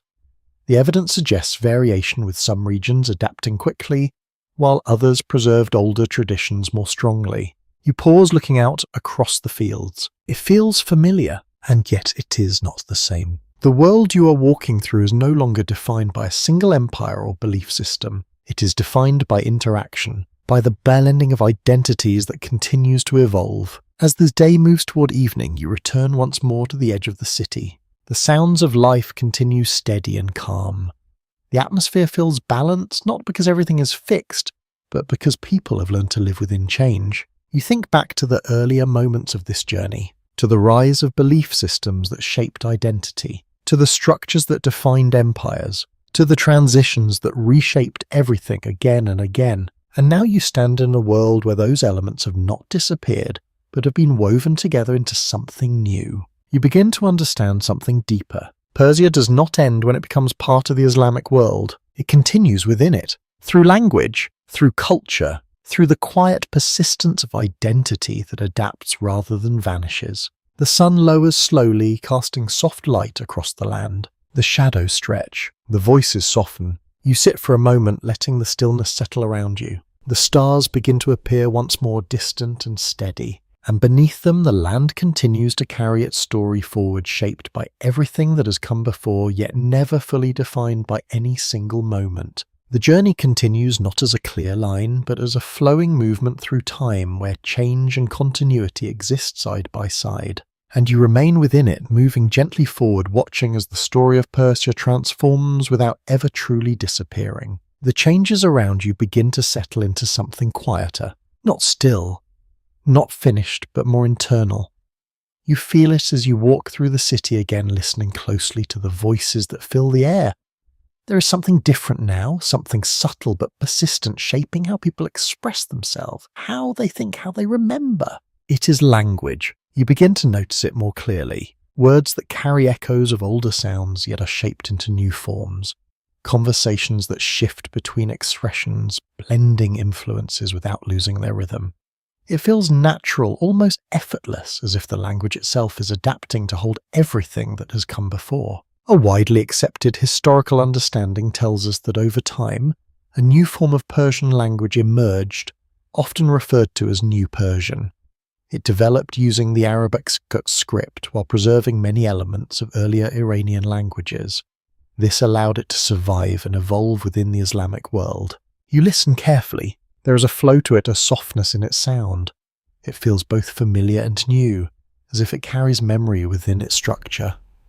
People speak with ease, moving between ideas, telling stories, sharing thoughts that reflect both past and present. This is not just communication, it is continuity. A lesser-known detail suggests that the revival of Persian language was closely linked to literature and poetry. Poets and scholars began to use it to express ideas, emotions, and history in ways that resonated deeply with people across the region. You come across a small gathering where someone is speaking. The listeners are quiet, attentive. The voice is calm, rhythmic, almost musical. Though you cannot fully understand every word, you feel the cadence, the intention behind it.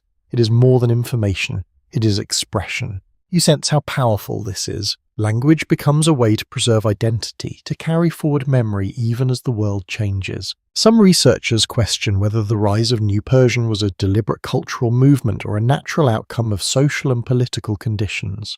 Did people consciously choose to revive and shape their language, or did it emerge gradually through everyday use? As you listen, it feels like both. There is intention in the way language is used in formal settings, and there is natural evolution in the way it flows through daily life. You walk further into the city, noticing how writing begins to appear more frequently, in small inscriptions, in records, in works that feel more artistic, more expressive. The written word becomes a way to fix ideas in place, to carry them beyond a single moment. Archaeologists continue discussing whether the preservation of Persian language played a central role in maintaining cultural identity during periods of foreign rule, or if it was one of many factors that contributed to continuity.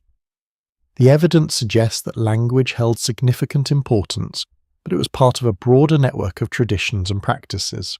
You pause considering this. Language alone does not define a people, but it carries something essential, a way of seeing the world, a way of telling stories. You step outside the city once more. The land stretches out unchanged in its form, the same fields, the same rhythms of cultivation. And yet even here you begin to hear the language shifting, carried through conversations, through songs, through quiet exchanges between people. It moves beyond the city, into everyday life. You realize that this transformation is not only happening in visible structures or systems, it is happening in the way people speak, in the way they remember, in the way they pass knowledge from one generation to the next. As the day moves toward evening, you return to the edge of the settlement. The light softens, the air cools slightly. Voices continue, but they are quieter now, more reflective.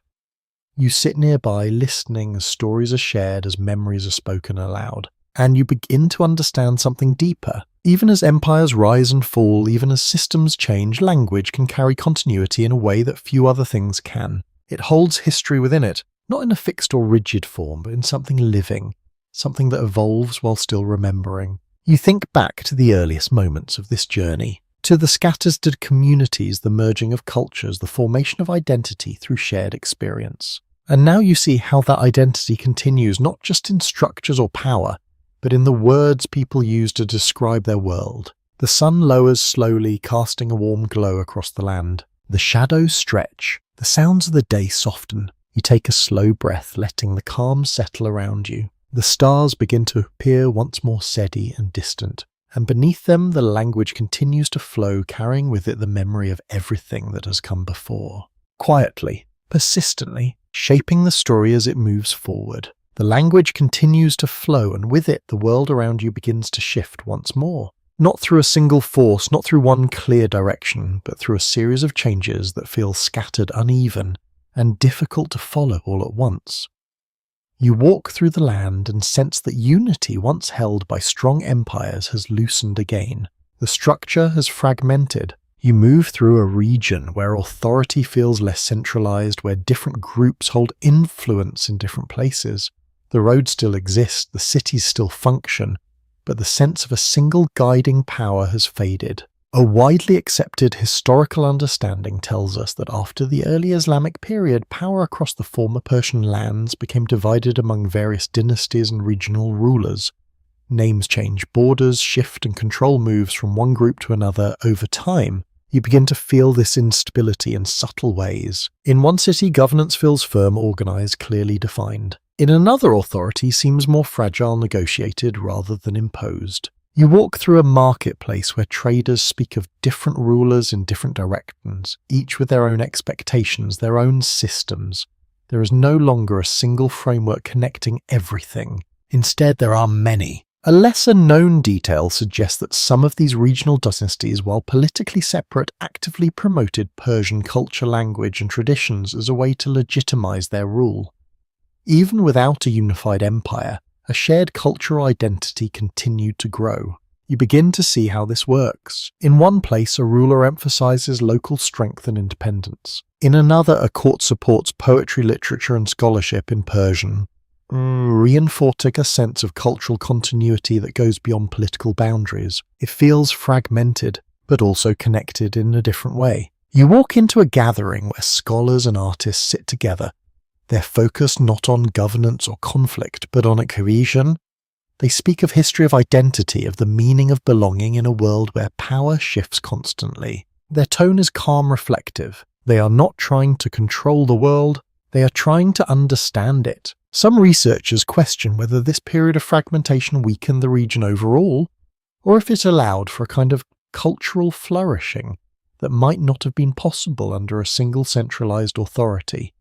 Did division create instability, or did it create space for creativity and growth? As you observe, it feels like both are true. There is uncertainty in the shifting of power, but there is also freedom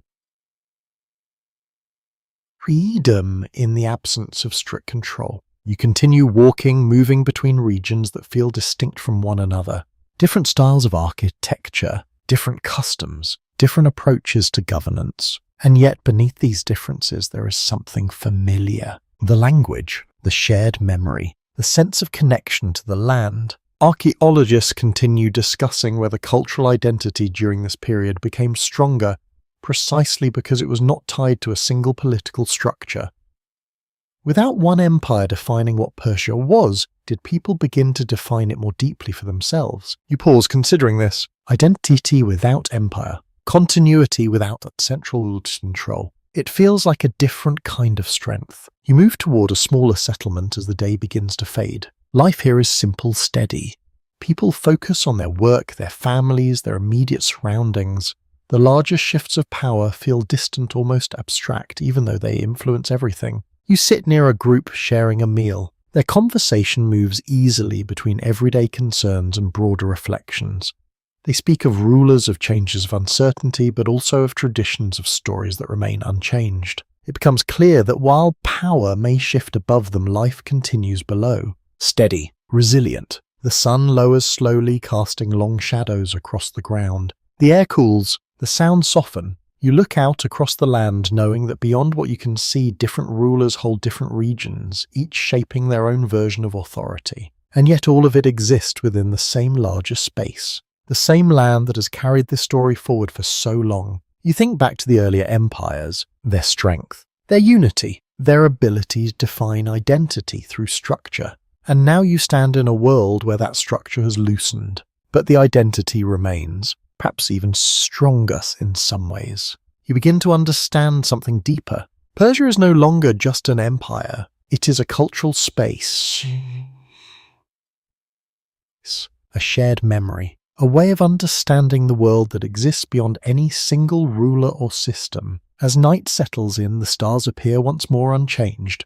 Watching over a land that continues to shift and adapt, you take a slow breath, letting the quiet settle around you. The fragmentation you have witnessed does not feel like an end. It feels like a transformation, a movement from one form of identity to another. And as you sit there surrounded by the quiet rhythm of life continuing despite change, you realize that the story of Persia is not held together by power alone. It is held together by something deeper, something that persists even when everything else shifts. The shifting world around you begins to gather itself again, not all at once, not with the sudden rise of a single force, but through a gradual pull towards something more unified.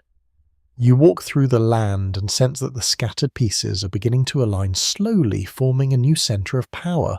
It feels different from before, more deliberate, more defined. A widely accepted historical understanding tells us that in the early 16th century, a new dynasty emerged that would reshape the region in a lasting way. This would become known as the Safavid Empire, a state that would bring political unity back to much of the land and, more importantly, redefine its identity. You begin to see the early signs of this transformation. You walk into a city that feels alive with purpose. The structures are grand, carefully designed. The streets carry a sense of order, not rigid but intentional. People move with a quiet awareness that they are part of something larger. This is not just the return of centralized power, it is the shaping of identity. You move through a gathering where leaders speak with clarity, their voice is steady. Their focus is not only on governance but on defining what this land represents.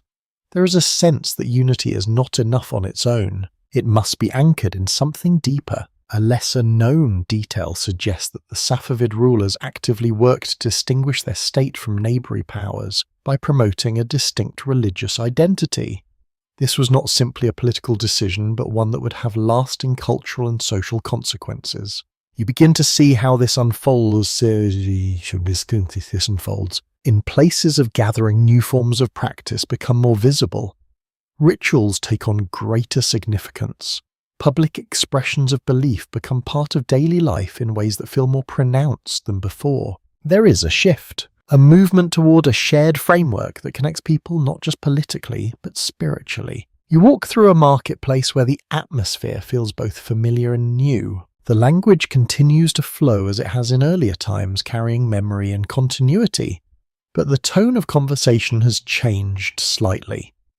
There is a stronger sense of shared identity, of belonging to something that is being actively defined. You hear people speak with a kind of quiet certainty, a sense of who they are becoming. Some researchers question whether the Safavid transformation was widely accepted by the population or if it created tensions that are not fully captured in historical records. Did people embrace this new identity, or did it take time shaped by both persuasion and pressure? As you observe, it feels like a process rather than a moment. In some places, the shift feels natural. In others, it feels more gradual, more complex. You continue walking through the city, noticing how public spaces reflect this new direction. Buildings carry symbols that are repeated with intention. Gatherings are shaped by shared practices. The presence of a unified identity is visible in ways that were not as clearly defined before. It feels like a turning point, not just in power, but in meaning. Archaeologists continue discussing whether this period marks the true beginning of what we might recognize as the foundations of modern Iranian identity.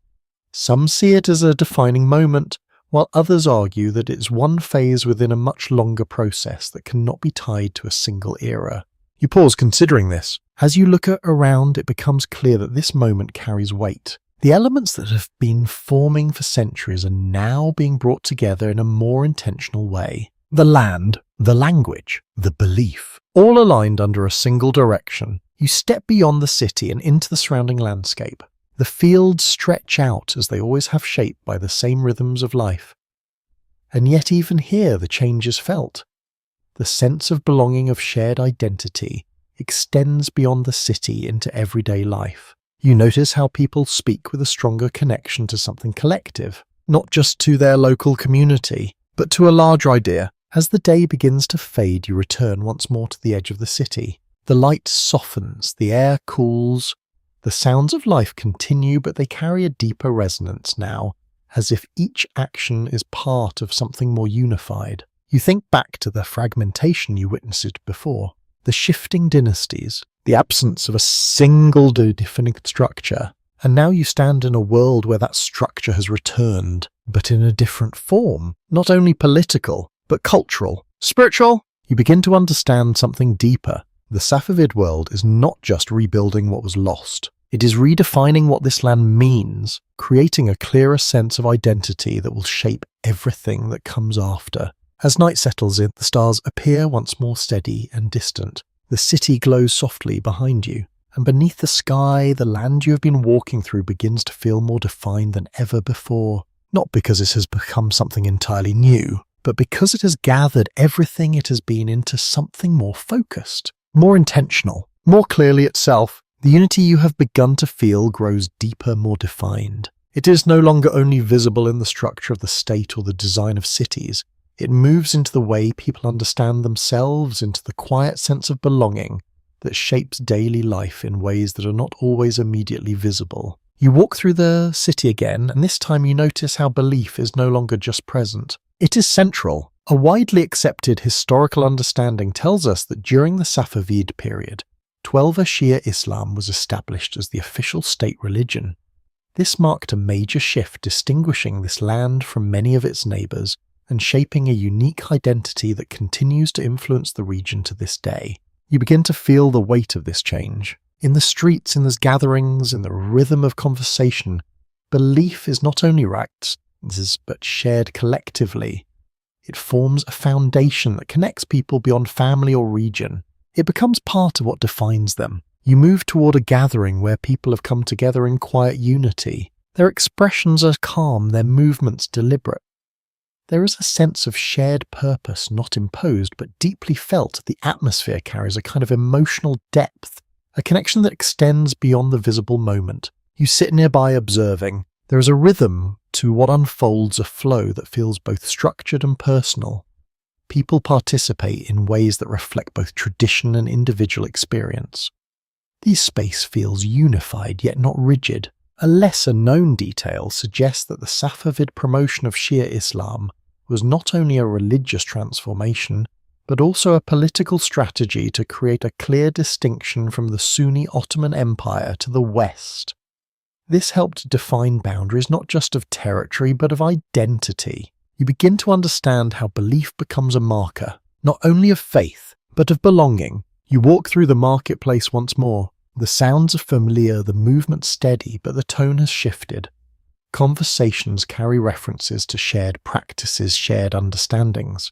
There is a stronger sense that people see themselves as part of a larger whole, not just through language or land, but through belief. Some researchers question whether this transformation was experienced uniformly across the population or if different regions adapted at different speeds.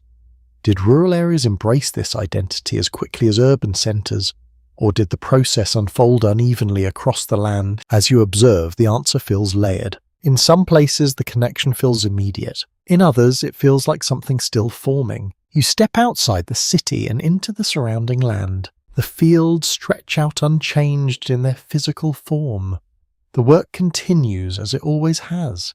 And yet even here, the influence of this shared identity can be felt. You notice small gestures, ways of speaking, moments of reflection that carry meaning beyond the immediate task. Belief has moved into daily life, not as something separated, but as something integrated. Archaeologists continue discussing whether the Safavid period should be seen as the moment when religious identity became inseparable from national identity in this region, or if that connection developed more gradually over time.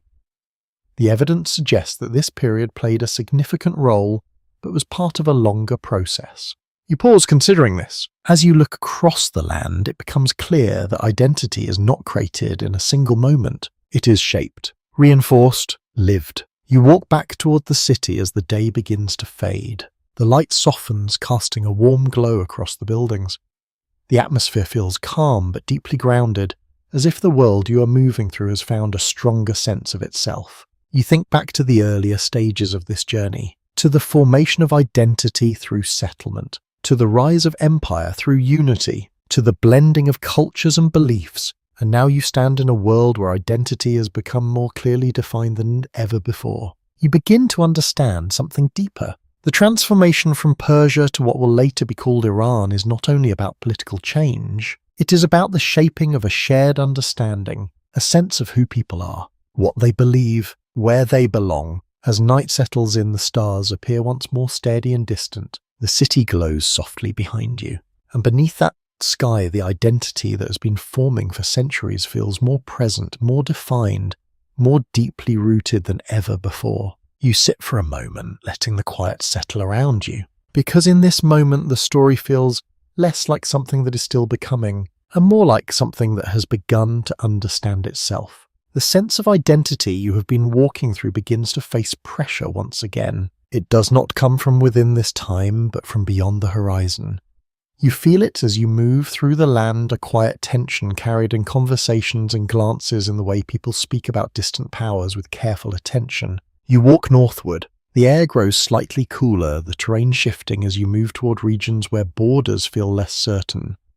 The land still carries the same deep sense of identity you have come to recognize, but now it exists within a wider world that is changing rapidly. A widely accepted historical understanding tells us that in the centuries following the Safavid period, this region found itself caught between powerful neighbouring empires, particularly the Russian Empire to the north and the Ottoman Empire to the west. You begin to sense what this means. This is no longer a world shaped only by internal identity. It's a world shaped by external pressure. You walk through a city that feels more cautious than before. The structure remains, the shared identity remains, but there is a new layer of awareness, a sense that decisions made far beyond this place can influence everything within it. You hear conversations about borders, about influence, about agreements that are not fully controlled by those who live here. A lesser known detail suggests that during this time many regions experienced shifting control where authority could change not only through conflict but through treaties and negotiations that redefined boundaries without always considering the people living within them.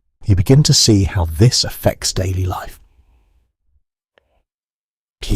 Merchants speak carefully about where their goods will travel. Officials discuss matters that feel distant yet urgent. People carry a quiet understanding that the world beyond their land is becoming more involved in their future. You move through a marketplace where the atmosphere feels slightly more restrained. The sounds are still present, but softer, more measured. Conversations pause more often, as if people are choosing their words with greater care. You sit nearby listening. The themes are familiar. Security, stability, control, but now they are shaped by forces that are not entirely within reach. Some researchers question whether the increasing influence of external powers weakened the internal structure of the region, or if it pushed it to adapt in new ways. Did this pressure create instability, or did it strengthen the sense of identity as people responded to outside influence? As you observe, it feels like both forces are at work. There is uncertainty, but also resilience. You walk towards the edge of the city and look out across the land. It stretches as it always has, vast and steady, and yet its meaning has shifted. It is no longer only a place of internal identity, it is part of a larger system of competing powers. You notice a group gathered in quiet discussion. Their focus is not on daily life, but on larger movements, on decisions that shape the future. Their expressions are serious but calm, as if they understand the weight of what they are facing. Archaeologists continue discussing whether this period should be seen as a decline in regional autonomy or as a transformation that set the stage for modern statehood. The evidence suggests a complex process where loss of control in some areas led to new forms of organization in others. You consider this as you walk further. The story you are witnessing is not one of simple decline. It is one of adjustment, of learning to exist within a world that is becoming more interconnected, more competitive, more difficult to navigate. As the day begins to fade, you return once more to the familiar rhythm of evening. The light softens, the air cools, the sounds of the city quiet, and yet the underlying tension remains. Not overwhelming, but present. You sit for a moment, letting the stillness settle around you. You think back to the earlier moments of this journey, to times when identity was forming from within, shaped by culture, belief, and internal development. And now you stand in a world where identity must also respond to external forces, to pressures that come from beyond the land itself. You begin to understand something deeper. The transformation from Persia to Iran is not only about what happens inside the region, it's also about how it interacts with the world around it, how it responds to influence, how it maintains itself in the face of change. As night settles in, the stars appear once more steady and distant. They have not changed. But everything beneath them continues to shear.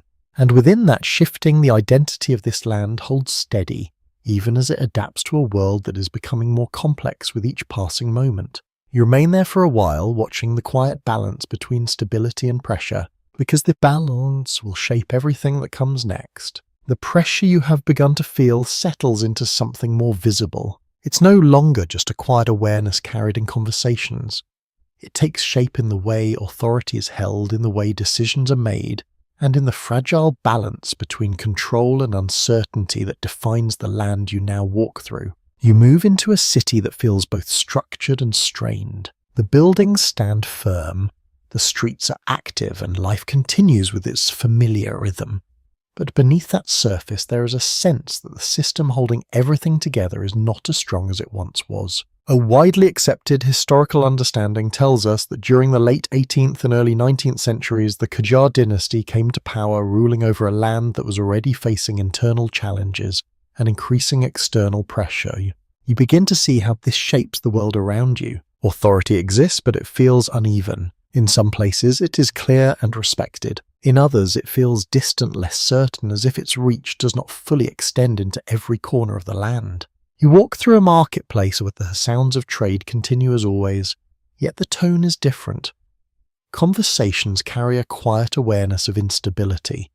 People speak of decisions made by rulers, of agreements with foreign powers, of outcomes that feel uncertain.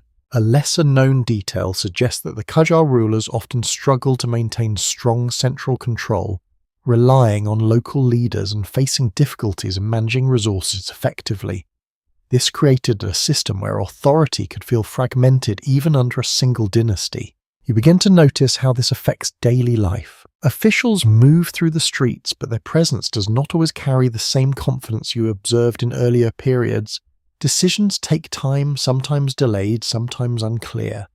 The structure exists, but it feels less solid. You pass a group gathered in quiet discussion. Their voices are calm, but there is a weight to their words. They speak of taxes, of trade, of foreign influence. Their expressions suggest a careful balance between acceptance and concern. Some researchers question whether the challenges faced during the Qajar period were primarily due to internal weaknesses or the result of increasing pressure from stronger external powers.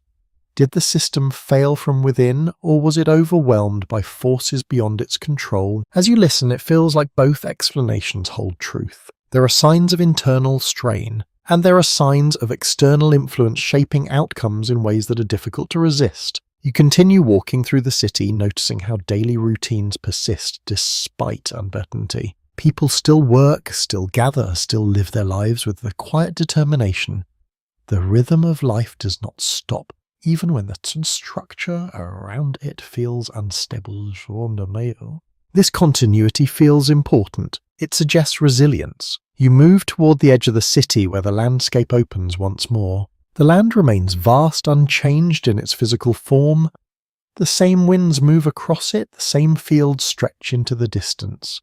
And yet the meaning of this land feels different now. It feels contested, not through visible conflict in this moment, but through influence, through decisions made in distant places that ripple outward. Archaeologists continue discussing whether the Qajar period should be seen as a time of decline or as a transitional phase that laid the groundwork for modern reforms.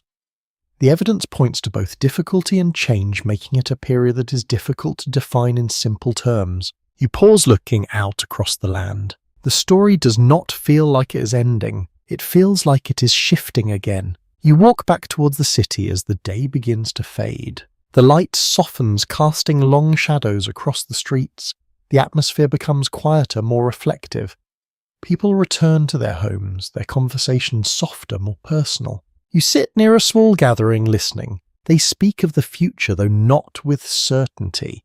There is a sense of hope, but also caution, a recognition that change is coming even if its form is not yet clear. You think back to the earlier stages of this journey, to times of strong unity, to moments of transformation, to periods of fragmentation and renewal, and now you stand in a world where the next transformation feels close. You begin to understand something deeper. The Qajar period is not simply a time of weakness. It's a moment where the old structures are no longer enough and something new has not yet fully taken shape. As night settles in, the stars appear once more steady and distant. They remain unchanged, but beneath them the land continues to move towards something new. You remain there for a moment, letting the quiet settle around you. Because within this uncertainty, the foundations of the next phase are already forming, slowly, quietly, waiting to emerge. The uncertainty you have been feeling begins to take on clearer shape. It is no longer only a quiet imbalance within the land.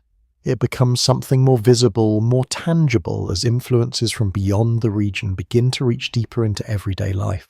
You walk through the city again, and this time you notice details that feel unfamiliar, objects that do not belong to this land, clothing styles that reflect distant cultures, words spoken with accents that carry the sound of faraway places. A widely accepted historical understanding tells us that during the Qajar period, foreign powers such as Britain and Russia increased their involvement in the region, seeking influence over its economy, politics, and strategic position. You begin to see how this influence unfolds, not through a single event, but through a series of agreements, interactions, and decisions that gradually shift the balance of control. You pass by a group of officials gathered in a quiet space. Their conversation is serious, their expressions measured. They speak of negotiations, of resources, of arrangements that involve parties far beyond this land. There is a sense that decisions are no longer entirely made within these walls. A lesser-known detail suggests that many economic concessions during this period granted foreign powers control over key industries such as trade routes and natural resources. These agreements often brought immediate benefits, but also created long-term dependencies. You begin to feel the impact of this. In the marketplace, goods appear that have travelled from distant lands. Trade becomes more complex, more interconnected, but also more influenced by external interests. Prices shift, availability changes. The rhythm of commerce feels less predictable. You sit quietly near a group of merchants. Their voices carry a mix of curiosity and concern. They speak of opportunities but also of challenges, of competition that feels different from before, of systems that are not fully within their control. Some researchers question whether these foreign influences brought modernization and development, or if they primarily weakened local autonomy. Did they open new possibilities, or did they create imbalances that were difficult to overcome? As you listen, it feels like both realities exist at once. There is access to new ideas, new technologies, but there is also a loss of control. You continue walking through the city, noticing how these changes extend beyond trade. In certain areas, you see buildings constructed in styles that reflect external influence, not replacing what exists, but standing alongside it. A visual reminder that the world beyond this land is now more present than ever before. You pass a small gathering where people speak in low, thoughtful tones. Their discussion moves between past and present. They reflect on what has been lost, what has been gained, and what remains uncertain. Their words carry a sense of awareness of living within a moment of transition. Archaeologists continue discussing whether the cultural impact of foreign influence during this period was as deep as the economic and political effects. Some evidence suggests that while external powers shaped certain structures, local identity remained resilient, adapting without fully dissolving. You pause considering this. As you look around, it becomes clear that identity is being tested, not erased, but challenged. Oh, you challenged. You step outside the city once more. The land stretches out unchanged in its form, yet carrying the weight of these new influences. The same fields, the same winds, the same rhythms of life continue, but they exist within a larger, more interconnected world. You notice how people in rural areas speak of these changes with a different tone, more distant, more detached. The influence reaches them, but more slowly, more indirectly. Still it is there. As the day begins to fade, you return to the edge of the city. The light softens, casting a warm glow across the buildings. The sounds of life continue, but they carry a sense of complexity that was not as present before. You think back to earlier times, to periods when change came from within, from the rise of leaders, from the shaping of belief, and now you stand in a world where change is also coming from outside, from forces that reach into the land, shaping it in ways that are not always visible but always felt. You begin to understand something deeper. The transformation from Persia to Iran is not only about internal identity, it is also about navigating influence, about maintaining a sense of self while adapting to a world that is becoming more connected and more competitive. As night settles in, the stars appear once more steady and distant. They remain unchanged. But beneath them, the land continues to adjust to respond, to carry forward its identity through a period of increasing complexity. You sit for a moment, letting the quiet settle around you. Because even in this moment of external pressure, something within the land remains steady, waiting, adapting, preparing for what comes next. The pressure you have been feeling begins to turn inward. What was once discussed in quiet conversations and cautious tones now becomes something more visible within the land itself.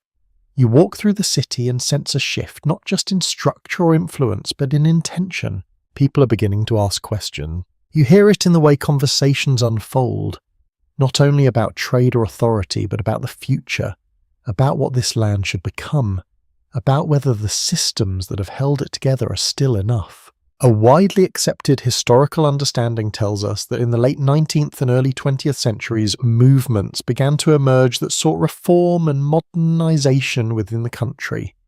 These were not sudden revolutions, but gradual efforts to reshape governance, law, and society. You begin to see how this unfolds. In one part of the city, you notice a gathering of individuals speaking with quiet intensity. Their focus is not on daily concerns, but on ideas, on structures, on possibilities that extend beyond what currently exists. Their tone is calm but determined. They are not rejecting the past. They are questioning how it can evolve. A lesser-known detail suggests that early reform movements were influenced not only by internal conditions, but also by exposure to ideas from Europe and other parts of the world. Concepts of constitutional governance, legal reform, and public representation began to circulate among educated groups. You begin to see these influences in subtle ways, in the way people speak about law, in the way they imagine authority. In the questions, they ask about fairness and accountability. You walk through a space where written materials are being shared. People read carefully, discussing what they have learned. The atmosphere feels thoughtful, almost quiet, but beneath it is a strong current of change. Ideas are moving, spreading, taking root. Some researchers question whether these reform efforts were driven primarily by intellectual movements or by the practical pressures of economic hardship and political instability. Did people seek change because of new ideas or because the existing system was no longer sustainable? As you observe, it feels like both forces are intertwined. Ideas provide direction. Conditions create urgency. You continue walking through the city, noticing how these changes begin to influence daily life. In some places, authority is questioned more openly. In others, as new forms of organization begin to appear small at first, but growing in significance. You see individuals who carry themselves differently with a sense of purpose that feels forward-looking. Archaeologists continue discussing whether this period should be seen as the true beginning of modern political consciousness in the region or if it was one phase in a longer process of adaptation. The evidence suggests a gradual awakening shaped by both internal and external influences. You pause considering this. As you look around, it becomes clear that something fundamental is shifting, not just in structure, but in thought. You step beyond the city once more. The land remains steady, unchanged in its form. The same fields, the same rhythms of life continue. But even here you begin to sense the influence of new ideas. Conversations carry different tones. Questions that would not have been asked before are now being considered. Change is no longer distant, it is present. As the day begins to fade, you return to the edge of the city. The light softens, casting long shadows across the ground. The atmosphere feels reflective, as if the world you're walking through is pausing to consider its own direction. You sit near a small group engaged in quiet discussion. Their voices are calm but focused. They speak of possibility of reform, of the balance between tradition and change. Their words carry both hope and uncertainty. You think back to the earlier stages of this journey, to times when identity formed slowly through settlement, to moments when empires rose through unity and power, to periods of adaptation and blending. And now you stand in a world where change is being shaped consciously, deliberately. You begin to understand something deeper. The transformation from Persia to Iran is not only a process that happens over time, it's also a process that people begin to guide, to question, to influence, as night settles in the stars appear once more steady. Distant. They remain unchanged, but beneath them the land continues to move towards something new, not through force alone, not through external pressure alone, but through the thoughts and intentions of those who live within it. You remain there for a moment, letting the quiet settle around you, because in this moment the future is no longer something that simply arrives. It is something that is being imagined. The ideas you have been walking beside begin to take shape in something more visible. They no longer remain only in quiet conversations or shared writings. They begin to gather around individuals, around figures who seem able to turn uncertainty into direction, to take the scattered energy of change and guide it into something more structured. You feel this shift as you move through the city. There is a growing sense of focus, of movement toward a clearer form of authority. A widely accepted historical understanding tells us that in the early 20th century, a military officer named Reza Shah rose to power, eventually establishing the Pahlavi dynasty. His leadership marked a turning point, bringing strong central control and a determined effort to modernize the country. You begin to see how this transformation unfolds. The city feels more ordered, not in the gradual organic way you have seen before, but through deliberate action. Systems are restructured. Authority becomes more direct. Decisions are carried out with clarity and speed. You walk along a street that has been newly shaped. Its layout feels more planned, its structure more aligned with a vision that extends beyond tradition. Buildings reflect new influences, blending older forms with modern designs. The atmosphere carries a sense of change that is no longer subtle. It is intentional. A lesser-known detail suggests that Reza Shah introduced reforms that affected many aspects of daily life, including education, infrastructure, and even clothing. These changes were aimed at creating a more unified and modern state, though they also altered long-standing traditions. You begin to notice how deeply these changes reach. In one part of the city, you see schools where learning follows new methods influenced by ideas from beyond the region. In another, you observe public spaces designed with a different sense of order, reflecting a shift toward modernization. People move through these spaces with a mixture of familiarity and adjustment. Some adapt quickly, others move more cautiously. Some researchers question whether these reforms were widely supported by the population, or if they were primarily driven from above, shaping society in ways that not everyone fully embraced. Did modernization bring progress, or did it create tension by moving too quickly away from established traditions? As you observe, the answer feels complex. There is progress. There is resistance. Both exist at the same time. You continue walking, noticing how authority is now more visible. Officials carry themselves with confidence. Decisions are implemented more directly. The sense of fragmentation you felt earlier has begun to fade, replaced by a stronger, more centralized structure. It feels stable, but also controlled. You pass by a gathering where people speak in quiet tones. Their conversation reflects both admiration and concern. They recognize the changes, the improvements in infrastructure and organization, but they also speak of what is being lost, of traditions that feel less present. There is no single perspective, only a range of experience shaped by the same transformation. Archaeologists continue discussing whether the Pahlavi reform should be seen as a necessary step toward modernization or as a disruption of cultural continuity. The evidence suggests both advancement and tension, making it a period of significant but complex change. You pause considering this. As you look around, it becomes clear that the land is being reshaped not only physically but socially. The way people live, the way they think, the way they see themselves, all are shifting. You step outside the city once more. The land stretches out unchanged in its natural form. The same fields, the same rhythms of life continue.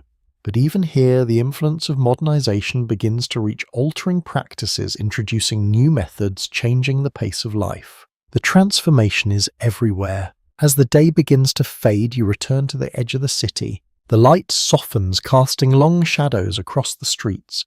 The atmosphere feels steady, but also filled with quiet reflection. You think back to the earlier stages of this journey, to times when change emerged slowly, shaped by generations. And now you stand in a moment where change is being directed, accelerated. You begin to understand something deeper.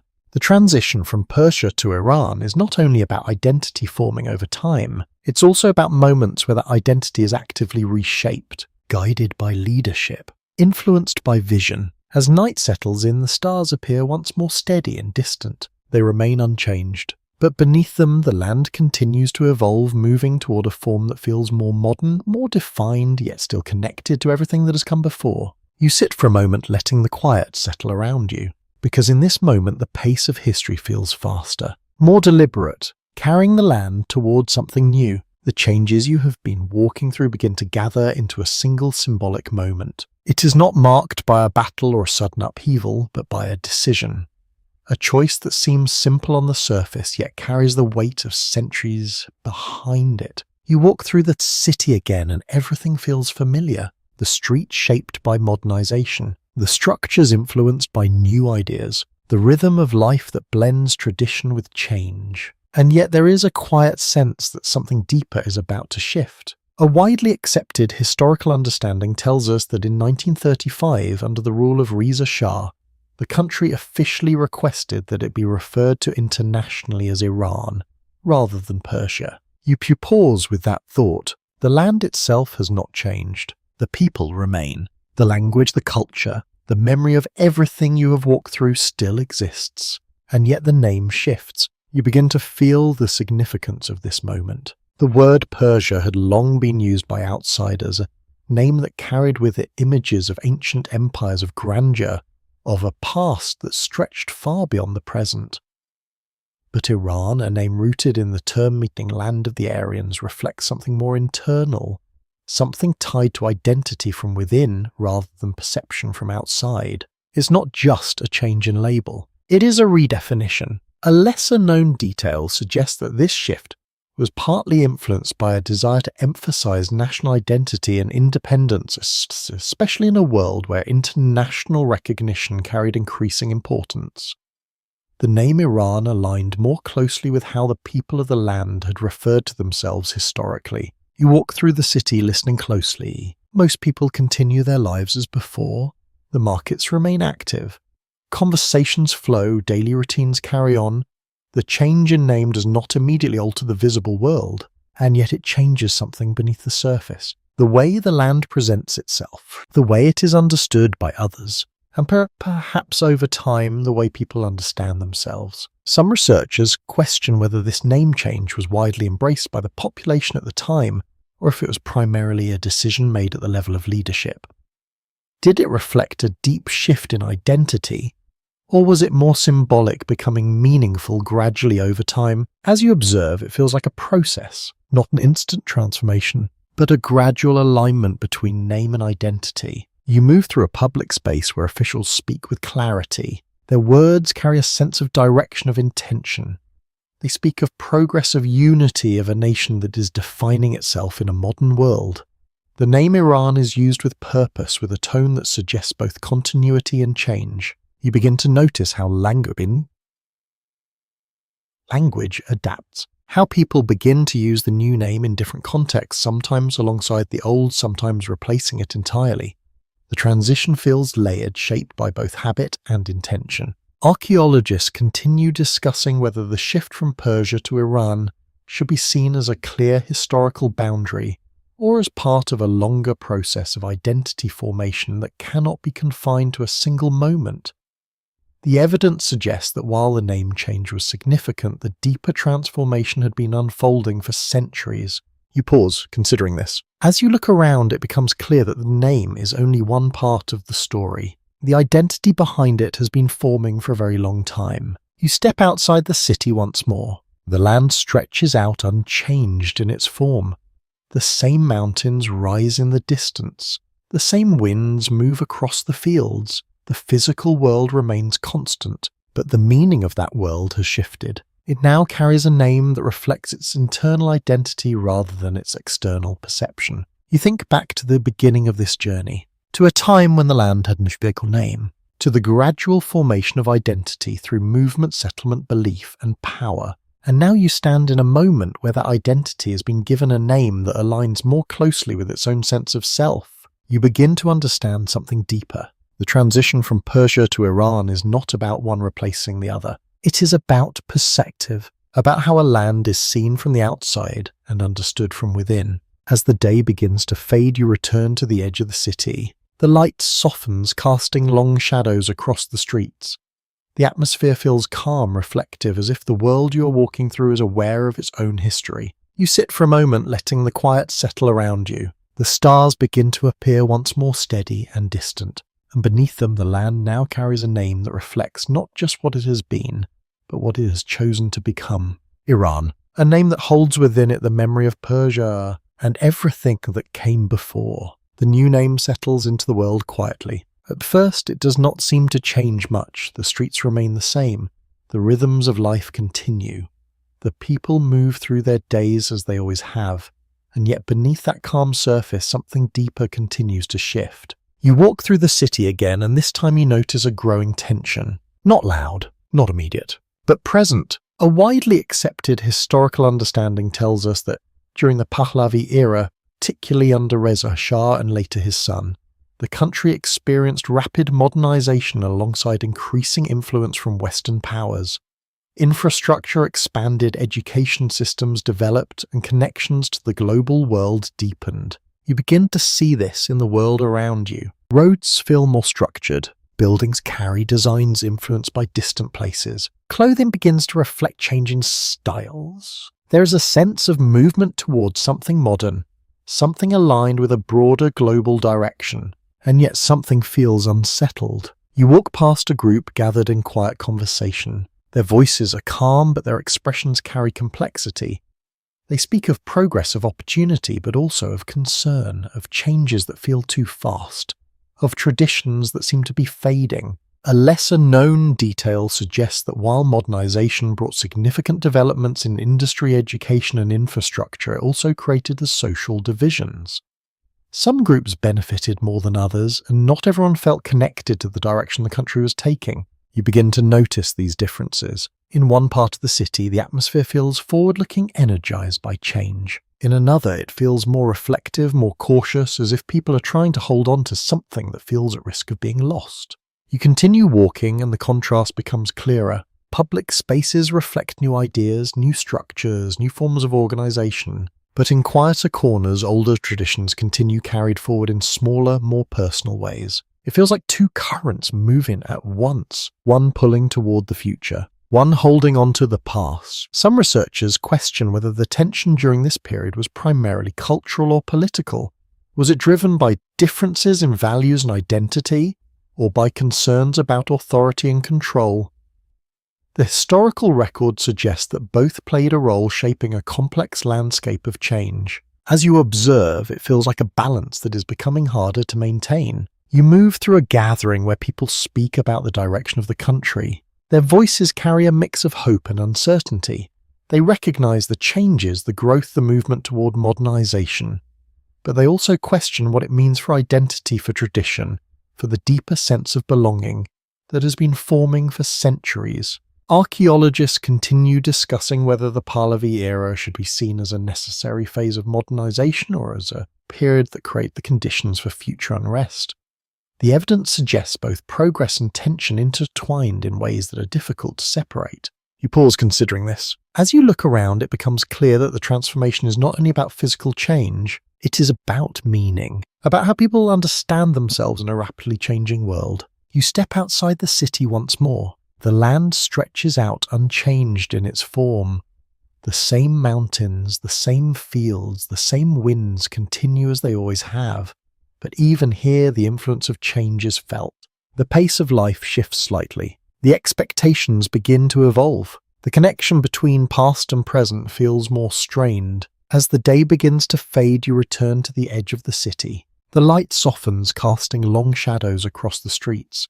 The atmosphere feels calm, but layered with something deeper, a quiet tension. You sit for a moment, letting the stillness settle around you. You think back to the long journey you have taken, from the earliest communities, through the rise and fall of empires, through the blending of cultures and beliefs, and now you stand in a world where identity is being tested in a new way, not by invasion, not by fragmentation, but by change itself. You begin to understand something deeper. The transformation from Persia to Iran is not only about history, it is about the present, about how a land carries its past while moving toward its future. As night settles in, the stars appear once more steady and distant. They remain unchanged. But beneath them, the land continues to move, balancing between what it has been and what it is becoming. And within that balance, something is building, quietly, gradually, waiting to emerge. The tension you have been sensing no longer stays beneath the surface. It begins to rise, not all at once, not in a single moment, but through a growing feeling that something within the land is no longer aligned. You walk through the city and feel it in the air, in the way conversations pause, in the way people gather. More often speak more carefully and listen more closely. Something is building. A widely accepted historical understanding tells us that by the late 1970s, dissatisfaction with the rule of the Pahlavi monarchy had grown significantly. Economic challenges, political repression, and cultural tensions combined into a force that would soon reshape the country. You begin to see how this unfolds. The city feels different now. There is movement, but not the steady rhythm you have grown used to. It feels more uncertain, more charged. Groups form in public spaces, their voices low at first, then rising with conviction. You walk closer. The words are clear. Change, justice, identity. You notice how people from different backgrounds stand together. Their expressions vary, but they share a sense of purpose, a feeling that something must shift. This is no longer a quiet questioning of direction. It is a collective response. A lesser-known detail suggests that the movement that led to the Iranian Revolution was not driven by a single group but by a wide coalition of individuals, including religious leaders, intellectuals, workers, and students. Their motivations were not always identical, but they converged around a shared desire for change. You begin to feel the complexity of this moment. It is not simple. It is not unified in every day. But it is powerful. You move through the streets as the gatherings grow larger. The atmosphere carries both intensity and restraint. There is emotion but all to discipline. People move with purpose, their actions shaped by something deeper than immediate reaction. Some researchers question whether the revolution was inevitable, or if it could have been avoided through different decisions by those in power. Was it the result of long-building tensions, or did specific moments push it beyond the point of return? As you observe, it feels like a convergence. Many factors aligning, many voices coming together. You pass by a group listening to a speaker. Their attention is focused, their silence almost as powerful as the words being spoken. There is a sense that something historic is unfolding, even if its full outcome is not yet clear. You continue walking and the city feels transformed, not physically. Not yet. But in spirit, the structures remain. The streets are the same, but the meaning of the space has changed. It has become a place of expression, of demand, of possibility. Archaeologists continue discussing whether the revolution should be understood primarily as a political transformation or as a deeper cultural shift that redefined identity. The evidence suggests that it was both affecting not only governance, but the way people understood their place in the world. You pause considering this. As you look around, it becomes clear that this moment is not only about removing one system, it is about redefining what comes next. You step outside the main gathering and into a quieter street. The sounds are still present but more distant now. You can hear voices echoing through the city carried by the wind. The energy remains even in places where it is not directly visible. You sit for a moment, letting the weight of the moment settle. You think back to the long journey you have taken, from the earlier settlements, through the rise of empires, through the shaping of belief and identity, and now you stand in a moment where all of those layers seem to converge. The past is present here, in the language, in the memory, in the sense of identity that has been forming for centuries, and now it is being expressed. Not quietly, but collectively. As the day begins to fade, the light softens across the city. The gatherings continue. The voices remain. The sense of change grows stronger. You begin to understand something deeper. The transformation from Persia to Iran is not only a historical process, it is a lived experience, shaped by people, driven by their choices, their beliefs, their hopes. As night settles in, the stars appear once more steady and distant. They remain unchanged, but beneath them the land is moving, not slowly now, but with borrowed purpose, towards something new, something that will reshape everything that comes after.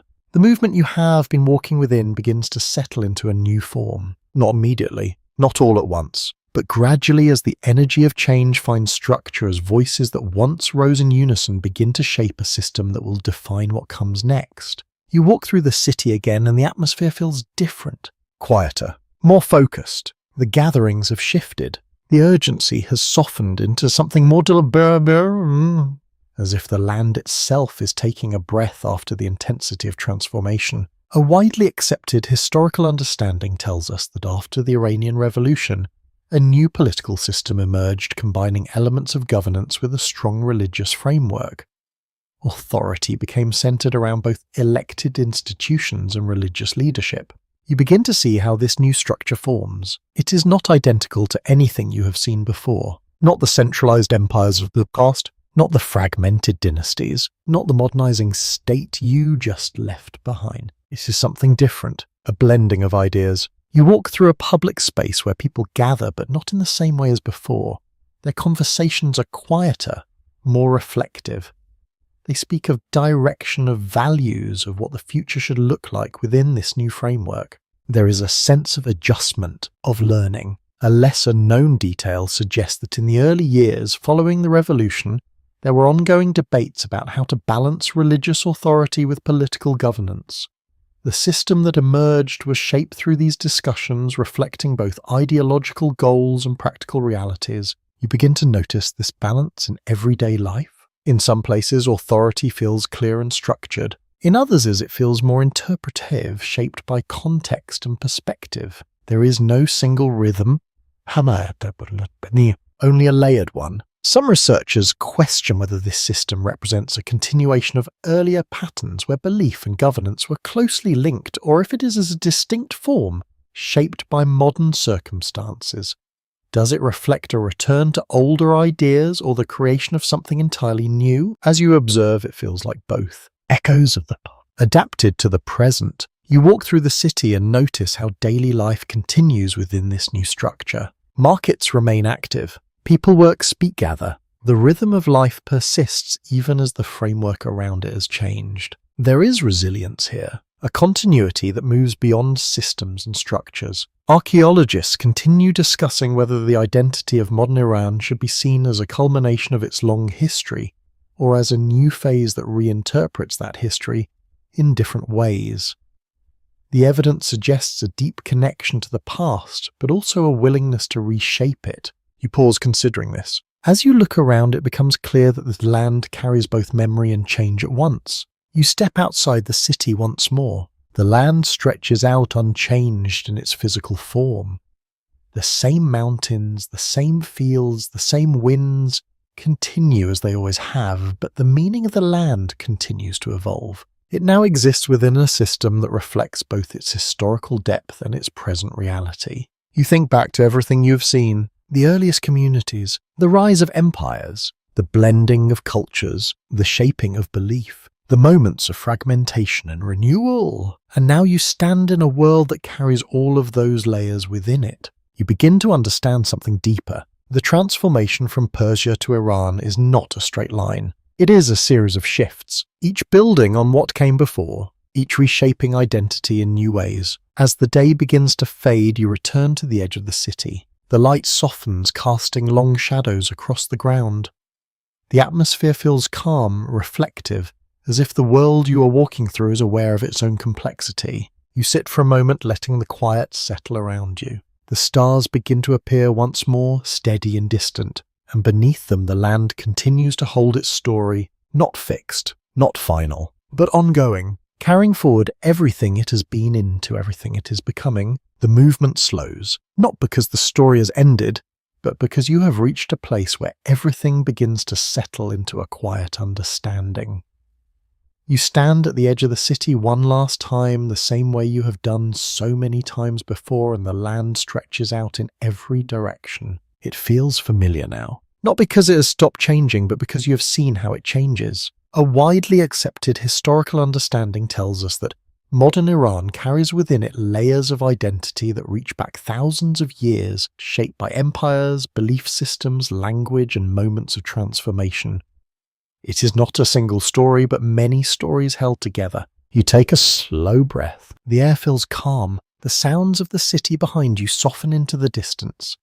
The movement continues, but it no longer pulls your attention in the same way. Instead, your awareness drifts across everything you have seen. The valleys where early communities first settled, the rise of unity under leaders who shaped the first empire, the blending of cultures that followed, the return of identity through new forms of power, the quiet persistence of language, the shaping of belief, the pressures from beyond the land, the moments when people questioned, resisted, and redefined their future. A lesser-known detail suggests that even today, many cultural practices, expressions, and values in Iran can be traced back to much earlier periods, often preserved through family traditions, literature, and shared memory rather than formal systems. You begin to notice how this continuity feels, not as something rigid, but as something alive, something that adapts without losing its core. You walk slowly away from the city, letting the sounds fade further. The land becomes quieter. The same wind moves across it soft and steady.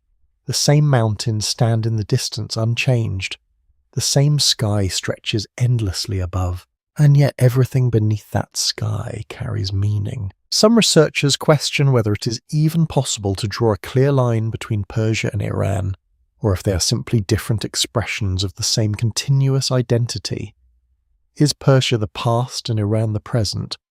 Or are they both part of something that has always been evolving? You let the question settle. It does not need a final answer. Archaeologists continue discussing how identity persists across time, not through fixed definitions, but through lived experience, through the way people carry memory forward in their daily lives. You sit down gently, letting the ground beneath you feel solid and real. The journey you have taken begins to feel less like a sequence of events and more like a continuous flow. One moment leading into the next, one layer building upon another. You think back to the very beginning, to a time when the land had no single name, when people lived without knowing that their lives would become part of something much larger. And now you sit in a world where that long process has shaped something complex, something deeply rooted, something still unfolding. The light begins to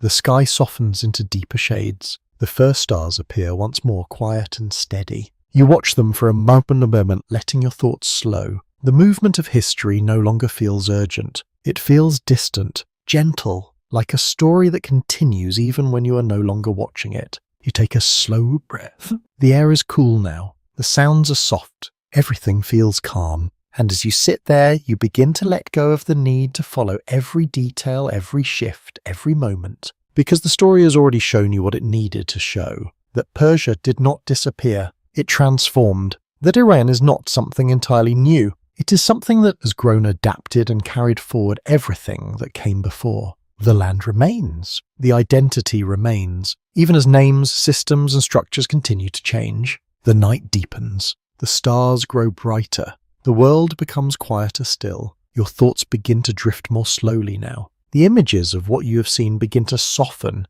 blending together into something less defined, more peaceful. The early settlements, the vast empires, the quiet villages, the busy cities, all of it fades gently into the background. And what remains is a sense of continuity, a quiet understanding that history is not something separate from the present. It is something that flows through it. You let that thought settle, and then slowly you allow everything to fade.